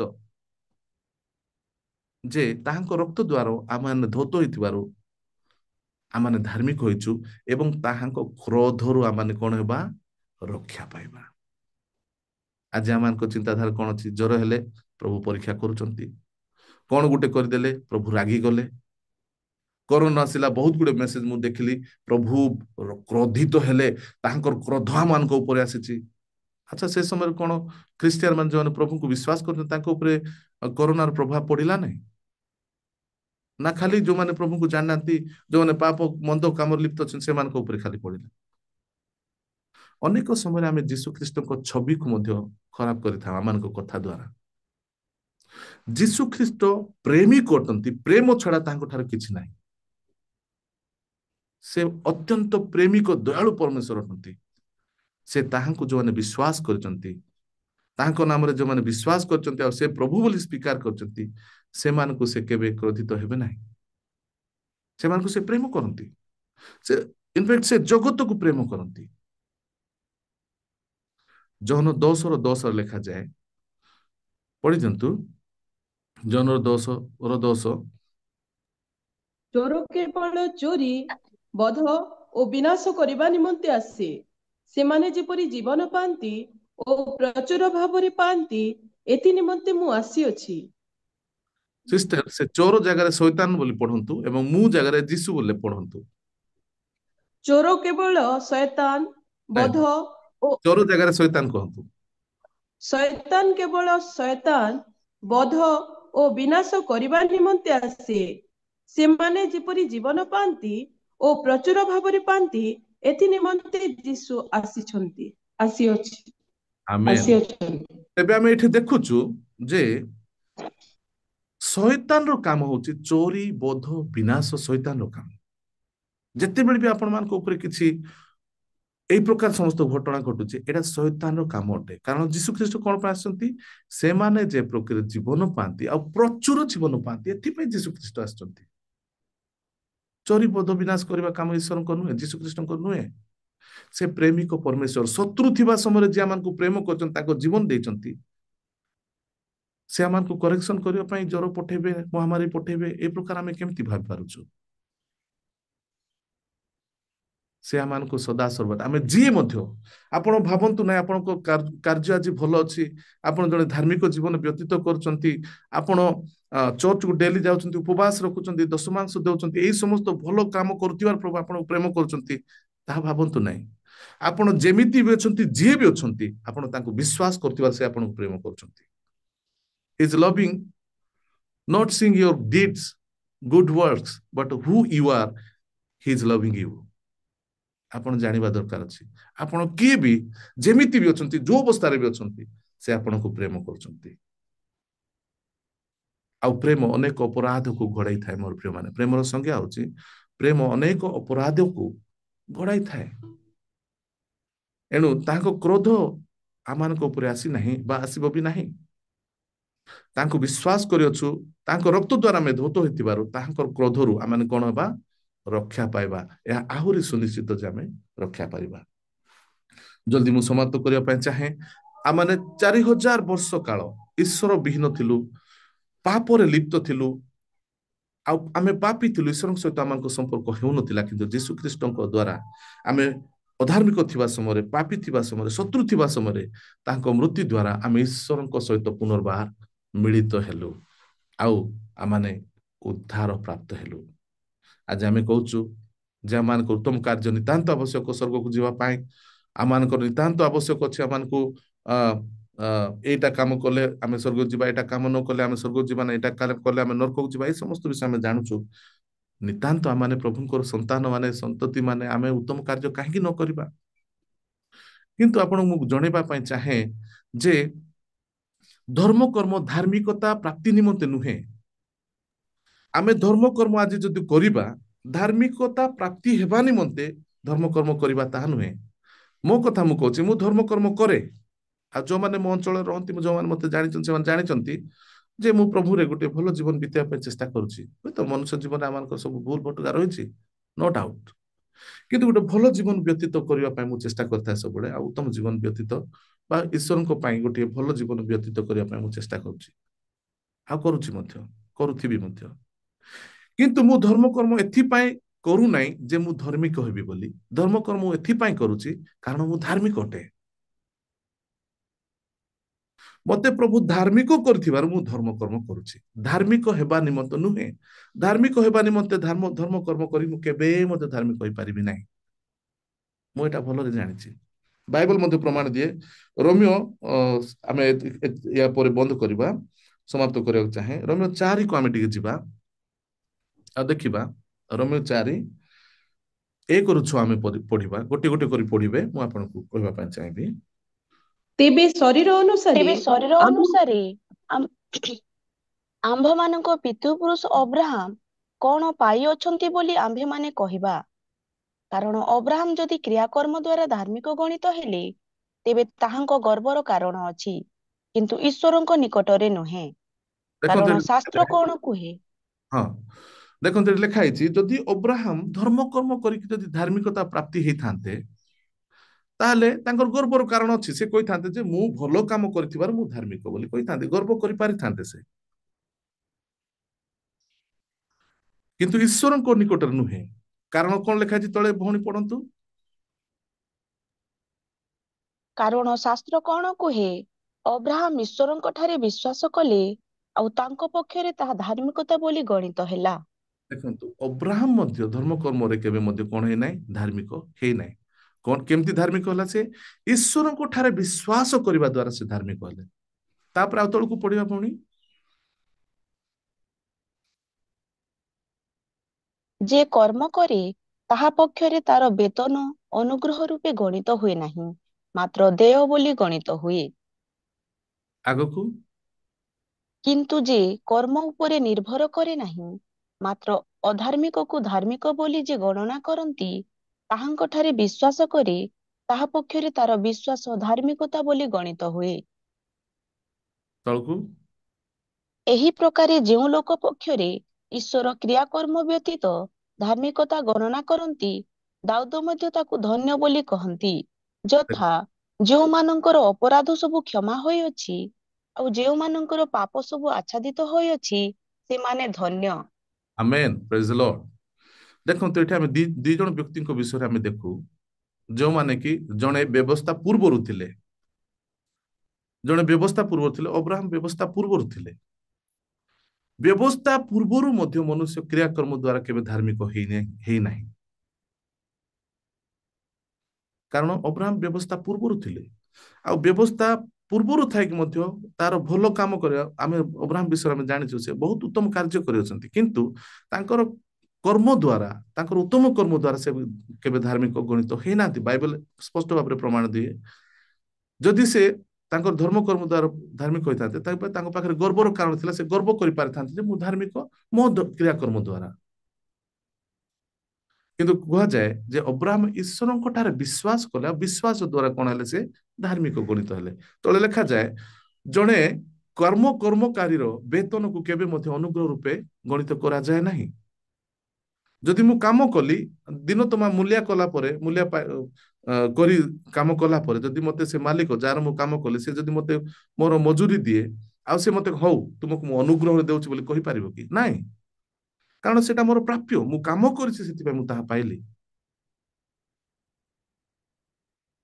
କିନ୍ତୁ ତଳେ ଲେଖାଯାଏ, କିନ୍ତୁ ଯେ ଅଧାର୍ମିକକୁ ଧାର୍ମିକ ବୋଲି ଗଣନା କରନ୍ତି, ବିଶ୍ୱାସ ମୂଳକ ଧାର୍ମିକତା ଯେ ଦିଅନ୍ତି, ତାହାକୁ ଦାଉଦ ମଧ୍ୟ ଧନ୍ୟ କୁହନ୍ତି। ଦାଉଦ କେତେବେଳେ ଥିଲେ? ଦାଉଦ ବ୍ୟବସ୍ଥା ସମୟରେ ଥିଲେ। ତାର ଅର୍ଥ ବ୍ୟବସ୍ଥା ପୂର୍ବରୁ ମଧ୍ୟ ଧାର୍ମିକତା କ୍ରିୟାକର୍ମ ଦ୍ୱାରା ହେଉନଥିଲା, ବ୍ୟବସ୍ଥା ମଧ୍ୟରେ ମଧ୍ୟ ଧର୍ମ କର୍ମ ଦ୍ୱାରା କ୍ରିୟା କଣ ହେଇନାହିଁ, ଧାର୍ମିକତା ପ୍ରାପ୍ତି ହେଉନଥିଲା। ଦାଉଦ ମଧ୍ୟ କହୁଛନ୍ତି ଯେ ବିଶ୍ୱାସରେ, ଅନୁଗ୍ରହରେ ଯିଏ କଣ କରେ, କ୍ରିୟାକର୍ମ ବ୍ୟତୀତ ଯିଏ ଧାର୍ମିକ ଗଣନା କରନ୍ତି, ତାକୁ ଦାଉଦ ମଧ୍ୟ ଧନ୍ୟ ବୋଲି କୁହନ୍ତି। ତାର ଅର୍ଥ ଆମେ ଦେଖୁଛୁ, ବ୍ୟବସ୍ଥା ପୂର୍ବରୁ ମଧ୍ୟ ଧର୍ମ କର୍ମ ଦ୍ୱାରା ଧାର୍ମିକତା ନାହିଁ, ବ୍ୟବସ୍ଥା ମଧ୍ୟରେ ବି ଧର୍ମ କର୍ମ ଦ୍ୱାରା ଧାର୍ମିକତା ନାହିଁ। ବ୍ୟବସ୍ଥା ସମାପ୍ତି ପରେ ମଧ୍ୟ, ଯୀଶୁ ଖ୍ରୀଷ୍ଟଙ୍କ ମୃତ୍ୟୁ ପରେ ବ୍ୟବସ୍ଥା ସମାପ୍ତ ହେଲା, ବ୍ୟବସ୍ଥା ଶେଷ ହେଲା, ତାପରେ ମଧ୍ୟ ଧର୍ମ କର୍ମ ଦ୍ୱାରା ଧାର୍ମିକତା ନାହିଁ, ବା ଉଦ୍ଧାର ବା ଅନନ୍ତ ଜୀବନ ନାହିଁ, କେବଳ ଯୀଶୁ ଖ୍ରୀଷ୍ଟଙ୍କ ଠାରେ ବିଶ୍ୱାସ କରିବା ଦ୍ୱାରା। ମୋର ପ୍ରିୟ ମାନେ, ପ୍ରଭୁ ଯୀଶୁ ଖ୍ରୀଷ୍ଟ ପ୍ରେମିକ ପରମେଶ୍ୱର ଅଟନ୍ତି। ସେ ଆମ ପ୍ରତ୍ୟେକଙ୍କୁ ଅନନ୍ତ ଜୀବନ ଅଧିକାରୀ କରିଅଛନ୍ତି। ଯେଉଁ ଦିନ ଆମେ ତାହାଙ୍କୁ ବିଶ୍ୱାସ କଲୁ, ଯେଉଁ ଦିନ ଠାରୁ ଆମେ ତାହାଙ୍କ ପଛରେ ଚାଲିବାକୁ ଆରମ୍ଭ କଲୁ, ସେହି ପ୍ରଭୁ ବୋଲି ଆମମାନଙ୍କ ଜୀବନରେ ତାଙ୍କୁ ଗ୍ରହଣ କଲୁ, ବ୍ୟକ୍ତିଗତ ତ୍ରାଣକର୍ତ୍ତା ରୂପେ ମୁଖରେ ସ୍ୱୀକାର କଲୁ, ସେହି ଦିନରୁ ସେ ଅନନ୍ତ ଜୀବନ ଆମମାନଙ୍କୁ ଦେଇଅଛନ୍ତି। ଶେଷ ପଦ ଆମେ ପଢିବା, ପ୍ରଥମ ଜୋହନ ତାର 5:11 ପଢିବା, ତାପରେ ସମାପ୍ତ କରିବା। ସେହି ସାକ୍ଷ୍ୟ ଏହି ଯେ ଈଶ୍ୱର ଆମ୍ଭମାନଙ୍କୁ ଅନନ୍ତ ଜୀବନ ଦେଇଅଛନ୍ତି, ପୁଣି ସେହି ଜୀବନ ତାହାଙ୍କ ପୁତ୍ରଙ୍କ ଠାରେ ଅଛି। ଆଗକୁ ଯେ ପୁତ୍ରଙ୍କୁ ପାଇଅଛି ସେ ଜୀବନ ପାଇଅଛି, ଯେ ଈଶ୍ୱରଙ୍କ ପୁତ୍ରଙ୍କୁ ପାଇନାହିଁ ସେ ଜୀବନ ହିଁ ପାଇନାହିଁ। ଆଗକୁ ଈଶ୍ୱରଙ୍କ ପୁତ୍ରଙ୍କ ନାମରେ ବିଶ୍ୱାସ କରୁଅଛ ଯେ ତୁମ୍ଭେମାନେ ଯେପରି ଜାଣ ଯେ ତୁମ୍ଭେମାନେ ଅନନ୍ତ ଜୀବନ ପାଇଅଛ, ଏଥି ନିମନ୍ତେ ମୁଁ ତୁମ୍ଭମାନଙ୍କ ନିକଟକୁ ଏହି ସମସ୍ତ ଲେଖିଲି। ଆମେନ୍। ଦେଖନ୍ତୁ ଏଟା ଲେଖା ହେଇଛି, କଣ ଲେଖା ହେଇଛି? ସେହି ସାକ୍ଷ୍ୟ ଏହି ଯେ ତୁମ୍ଭେମାନେ କଣ ହେଇଛ? ଅନନ୍ତ ଜୀବନ ପାଇଅଛ। ଆଉ ସେ ଜୀବନ କୋଉଠି ଅଛି? ଈଶ୍ୱରଙ୍କ ପୁତ୍ରଙ୍କ ଠାରେ ଅଛି। ଯେ ପୁତ୍ରଙ୍କୁ ପାଇଅଛି ସେ ଜୀବନ ପାଇଅଛି, ଆଉ ଯେ ଈଶ୍ୱରଙ୍କ ପୁତ୍ରଙ୍କୁ ପାଇନାହିଁ ସେ ଜୀବନ ହିଁ ପାଇ ନାହିଁ। ଅନେକ ସମୟରେ ଆମେ କହିଥାଉ ଯେ ମୃତ୍ୟୁ ପରେ ଅନନ୍ତ ଜୀବନ ଷ୍ଟାର୍ଟ ହେଇଥାଏ। ନାଇଁ ମୋର ପ୍ରିୟ ମାନେ, ଯେତେବେଳେ ଆମେ ଯୀଶୁଙ୍କ ଉପରେ ବିଶ୍ୱାସ କଲେ, ତାଙ୍କୁ ପ୍ରଭୁ ବୋଲି ସ୍ୱୀକାର କଲେ, ସେହି କ୍ଷଣି ଅନନ୍ତ ଜୀବନ ଆମକୁ ଦିଆଯାଇଅଛି। ଅନନ୍ତ ଜୀବନ ଆମକୁ ପ୍ରଦାନ କରାଯାଇଅଛି। ଆମେ ଅନନ୍ତ ଜୀବନ ବର୍ତ୍ତମାନ କଣ କରୁଛୁ? ଜୀବନ ଯାପନ କରୁଛୁ। ହୁଏତ ଏ ଜଗତରୁ ବିଦାୟ ନେଲା ପରେ ମଧ୍ୟ ଆମେ କଣ କରିବା? ଅନନ୍ତ ଜୀବନ ଆମେ କଣ୍ଟିନ୍ୟୁ କରିବା। We will live in eternal life continually. We will continue our eternal life. କାରଣ ମୃତ୍ୟୁ ବିଷୟରେ ବାଇବଲ ଲେଖାଯାଏ ମହାନିଦ ପ୍ରାପ୍ତ ବୋଲି ଲେଖାଯାଏ, ଆଉ ତମ୍ବୁ ପରିବର୍ତ୍ତନ କଲା ବୋଲି ଲେଖାଯାଏ, ଗୋଟିଏ ଗୃହରୁ ଅନ୍ୟ ଗୃହକୁ ପ୍ରବେଶ କଲା ବୋଲି ଲେଖାଯାଏ। ଆମେ ଜାଗା ପରିବର୍ତ୍ତନ କରିଥାଉ, କିନ୍ତୁ ଅନନ୍ତ ଜୀବନରେ ଆମେ କଣ କରିଥାଉ? କଣ୍ଟିନ୍ୟୁ କରିଥାଉ ବଞ୍ଚିବା ପାଇଁ। ଆମେ ଅନନ୍ତ ଜୀବନରେ କଣ୍ଟିନ୍ୟୁ ହିଁ କରିଥାଉ। ତଳେ ଲେଖା ହେଇଛି, କଣ ଲେଖା ହେଇଛି? ଈଶ୍ୱରଙ୍କ ପୁତ୍ରଙ୍କ ନାମରେ ବିଶ୍ୱାସ କରୁଅଛ ଯେ ତୁମେମାନେ ଯେପରି ଜାଣ ତୁମ୍ଭେମାନେ ଅନନ୍ତ ଜୀବନ ପାଇଅଛ। ଆଜି ଅନେକଙ୍କୁ ଚର୍ଚ୍ଚରେ ଆପଣ ଯାଇକି ପଚାରିବେ, ଆପଣମାନେ ଅନନ୍ତ ଜୀବନ ପାଇଛନ୍ତି କି ନାଇଁ କହିଲେ, ଲୋକମାନେ ହାତ ଉଠେଇକି ଦେଖାଉ କଲେ କନଫ୍ୟୁଜ ଅଛନ୍ତି ଲୋକମାନେ, ମୁଁ ଅନନ୍ତ ଜୀବନ ପାଇଛି କି ନାଇଁ ବୋଲି। କାରଣ ସେମାନେ ନିଜର ଧର୍ମ କର୍ମ ଉପରେ ଅଧିକ ବିଶ୍ୱାସ ରଖୁଛନ୍ତି। ମୋର ପ୍ରିୟମାନେ, ଯଦି ଆମେ କର୍ମ କରି ଭାବୁଛୁ ମୁଁ ଧାର୍ମିକ ବୋଲି, ତେବେ ଆମମାନଙ୍କର ଈଶ୍ୱରଙ୍କ ସହିତ ବା ଯୀଶୁଙ୍କ ସହିତ କୌଣସି ସମ୍ପର୍କ ନାହିଁ। ଯଦି ଆପଣମାନେ ନିଜେ ଭାବୁଛନ୍ତି ମୁଁ ମୋର ଧର୍ମ କର୍ମ ଦ୍ୱାରା ଧାର୍ମିକ, ମୁଁ ଜଣେ ଧାର୍ମିକ ବ୍ୟକ୍ତି ଯଦି ଆପଣ ଭାବୁଛନ୍ତି ନିଜ ଧର୍ମ କର୍ମରେ, କୌଣସି ଭାବରେ ଆପଣଙ୍କର ଈଶ୍ୱରଙ୍କ ସହିତ ସମ୍ପର୍କ ନାହିଁ। ଯଦି ଆପଣ ଯୀଶୁଙ୍କ ଠାରେ ବିଶ୍ୱାସ କରୁଛନ୍ତି, ସେ ସମାପ୍ତ କରିଥିବା କାର୍ଯ୍ୟ ଯଦି ଆପଣ ବିଶ୍ୱାସ କରୁଛନ୍ତି, ଯଦି ଆପଣ ବିଶ୍ୱାସ କରୁଛନ୍ତି ଯେ ଯୀଶୁ ଖ୍ରୀଷ୍ଟ ମୋ ନିମନ୍ତେ ଜଗତକୁ ଆସିଲେ, ଆଉ ମୋ ନିମନ୍ତେ କ୍ରୁଶରେ ମଲେ, ମୋର ପାପକୁ ସେ ବୋହି ନେଇ ଗଲେ, ଯଦି ଏଇ କଥା ଆପଣ ବିଶ୍ୱାସ କରୁଛନ୍ତି, ଆପଣ ଜାଣନ୍ତୁ ଆପଣଙ୍କୁ ସେ ଧାର୍ମିକତା ଦେଇଅଛନ୍ତି, ଆଉ ଆପଣ ଅନନ୍ତ ଜୀବନ ଅଧିକାରୀ ଅଛନ୍ତି। ତେବେ ମୁଁ ଚେଷ୍ଟା କରିଛି ଆପଣମାନଙ୍କୁ ଏଇ କଥା ବୁଝେଇବା ପାଇଁ। ମୁଁ ବିଶ୍ୱାସ କରୁଛି ଆପଣମାନେ ବୁଝିଛନ୍ତି। ଆଉ ଏ ବିଷୟରେ ଯେଉଁ ସବୁ ପଦପର୍ବ ଦେଲି, এই ସମସ୍ତ ବିଷୟକୁ ଆପଣ ଯାଇକି କଣ୍ଟେଣ୍ଟ କୋଉ ବିଷୟରେ କେତେବେଳେ କେମିତି ଲେଖା ହେଇଛି, କୋଉ କଣ୍ଟେଣ୍ଟ ଲେଖା ହେଇଛି ଆପଣ ଭଲରେ ପଢନ୍ତୁ। ଆଉ ମଧ୍ୟ ପ୍ରଭୁ ଆପଣଙ୍କୁ ସାହାଯ୍ୟ କରିବେ ଅନନ୍ତ ଜୀବନ କଣ ତାହା ଜାଣିବା ପାଇଁ। ଅନେକ ବିଷୟ ମଧ୍ୟ ରହିଛି, କିନ୍ତୁ ସମୟ ଆଉ ନଥିବାରୁ ମୁଁ ଏଠୁ ସମାପ୍ତ କରିବା ପାଇଁ ଚାହେଁ। ପ୍ରଭୁ ଆପଣମାନଙ୍କୁ ସମସ୍ତଙ୍କୁ ଆଶୀର୍ବାଦ କରନ୍ତୁ। ଆପଣ ଖାଲି ଏତିକି ସୁନିଶ୍ଚିତ ହୁଅନ୍ତୁ ଯେ ଆପଣ ଅନନ୍ତ ଜୀବନର ଅଧିକାରୀ। ଯଦି ଯୀଶୁ ଖ୍ରୀଷ୍ଟ ଆପଣଙ୍କ ତ୍ରାଣକର୍ତ୍ତା ବୋଲି ଆପଣ ବିଶ୍ୱାସ କରିଅଛନ୍ତି, ଆଉ ଯଦି ଆପଣ ପୁତ୍ରଙ୍କୁ ପାଇଛନ୍ତି, এই 5 ପଦ ଅଧ୍ୟାୟରେ ଆମେ ଦେଖିଲୁ, ଯେ ପୁତ୍ରଙ୍କୁ ପାଇଅଛି ସେ ଜୀବନ ପାଇଅଛି, ଯେ ପୁତ୍ରଙ୍କୁ ପାଇନାହିଁ ସେ ଜୀବନ ହିଁ ପାଇନାହିଁ। ଆଉ ସୁନିଶ୍ଚିତ ଭାବରେ ଆମେ ଉଦ୍ଧାର ପାଇବା, ଆଉ ସେଟା ମଧ୍ୟ ରୋମୀୟରେ ଆମେ ଦେଖିଲୁ, ଯୀଶୁ ଖ୍ରୀଷ୍ଟଙ୍କର ମୃତ୍ୟୁ ଦ୍ୱାରା, ତାଙ୍କ ରକ୍ତ ଦ୍ୱାରା ଧୌତ ହୋଇଥିବାର ଆମେ ଧାର୍ମିକ ଗଣିତ ହେଇଛୁ, ଆମେ ସୁନିଶ୍ଚିତ ଭାବରେ ଉଦ୍ଧାର ପାଇଅଛୁ। ଏ ବିଷୟକୁ ଆପଣ ଗ୍ୟାରେଣ୍ଟି ହୁଅନ୍ତୁ। ଏବଂ ଆପଣଙ୍କର ଆଚରଣରେ ଯଦି ଆଜି ମଧ୍ୟ ବିଶ୍ୱାସ କଲା ପରେ, ଯୀଶୁଙ୍କୁ ତ୍ରାଣକର୍ତ୍ତା ବୋଲି ସ୍ୱୀକାର କଲା ପରେ, ଗ୍ରହଣ କଲା ପରେ, ସେହି ପ୍ରଭୁ ବୋଲି ସ୍ୱୀକାର କଲା ପରେ ମଧ୍ୟ ଯଦି ଆପଣଙ୍କ ଜୀବନରେ ସୁଧାର ଆସିନାହିଁ, ତେବେ ନମ୍ର ହେଇଯାଆନ୍ତୁ, ଜୀବନରେ ସୁଧାର ଆଣନ୍ତୁ। ପ୍ରଭୁ ଅନନ୍ତ ଜୀବନ ଅଧିକାରୀ କରିଛନ୍ତି, ଆପଣଙ୍କୁ ଧାର୍ମିକ ବୋଲି ଗଣିଛନ୍ତି, ଆପଣଙ୍କ ଲେଭେଲକୁ ଅଫ୍ କରିଛନ୍ତି। ଯଦି ଆପଣ ଜଣେ କଲେକ୍ଟରକୁ ତାଙ୍କ ଅଫିସରେ ଯାଇକି ସୁଇପର କାମ କହିବେ, ଆପଣଙ୍କ ଅଫିସର ବାହାରେ ବାରଣ୍ଡା ମଇଳା ହେଇଛି ଯାଇକି ସଫା କରନ୍ତୁ ବୋଲି କହିବେ, ସେ କେବେ ମଧ୍ୟ ଯାଇକି ସଫା କରିବ ନାହିଁ। କାରଣ ତାର ଲେଭେଲକୁ ସେ ଜାଣିଛି ଯେ ମୁଁ କଲେକ୍ଟର, ସେଟା କାମ କରିବା ପାଇଁ ଆଉ ଜଣେ ଅଛି। ଆପଣଙ୍କ ଲେଭେଲକୁ ପ୍ରଭୁ ଧାର୍ମିକତାର ଲେଭେଲ ଦେଇଛନ୍ତି, ଆପଣଙ୍କୁ ଧାର୍ମିକ କରିଛନ୍ତି। ତଳକୁ ଓହ୍ଲେଇକିରି ଅଧର୍ମର କାମ କରନ୍ତୁ ନାହିଁ, ନିଜ ଜୀବନର ସୁଧାର ଆଣନ୍ତୁ, ଆପଣଙ୍କ ଆଚରଣକୁ ସିଧା କରନ୍ତୁ, ପ୍ରଭୁଙ୍କର ସନ୍ତାନ ଭଳି ଆଚରଣ କରନ୍ତୁ। ଦେଖିବେ ଆପଣଙ୍କ ଲାଇଫ ବହୁତ ହି ଆନନ୍ଦମୟ ହେବ, ଖୁସିମୟ ହେବ, ଅନେକଙ୍କ ପାଇଁ ଆଶୀର୍ବାଦର କାରଣ ହେବ, ଅନେକଙ୍କର ବଞ୍ଚିବାର କାରଣ ଆପଣଙ୍କ ଜୀବନ ହେବ। ଶେଷରେ ପୁନର୍ବାର ମୁଁ ଧନ୍ୟବାଦ ଦେବା ପାଇଁ ଚାହେଁ ବିଶପ ଜିତେନ୍ଦ୍ର ଛତ୍ରିଆ ସାର୍ଙ୍କୁ, ଏବଂ ଧନ୍ୟବାଦ ଦେବାକୁ ଚାହେଁ ଆଜିର ପରିଚାଳକ ମହାଶୟକୁ। ଯେଉଁ ଭଉଣୀମାନେ ବାକ୍ୟ ପଢି ସାହାଯ୍ୟ କଲେ ସେମାନଙ୍କୁ ମଧ୍ୟ ପ୍ରଭୁ ଆଶୀର୍ବାଦ କରନ୍ତୁ। ଆଉ ଯେତେ ଜଣ ଆପଣମାନେ ପ୍ରଭୁଙ୍କ ବାକ୍ୟ ଶୁଣିଲେ ଏତେ ସମୟ ଧରି, ଆପଣମାନଙ୍କୁ ମଧ୍ୟ ପ୍ରତ୍ୟେକଙ୍କୁ ପ୍ରଭୁ ଆଶୀର୍ବାଦ କରନ୍ତୁ। ଧନ୍ୟବାଦ। ସମସ୍ତେ କହିବା ଆମେନ୍। ଆମେନ୍।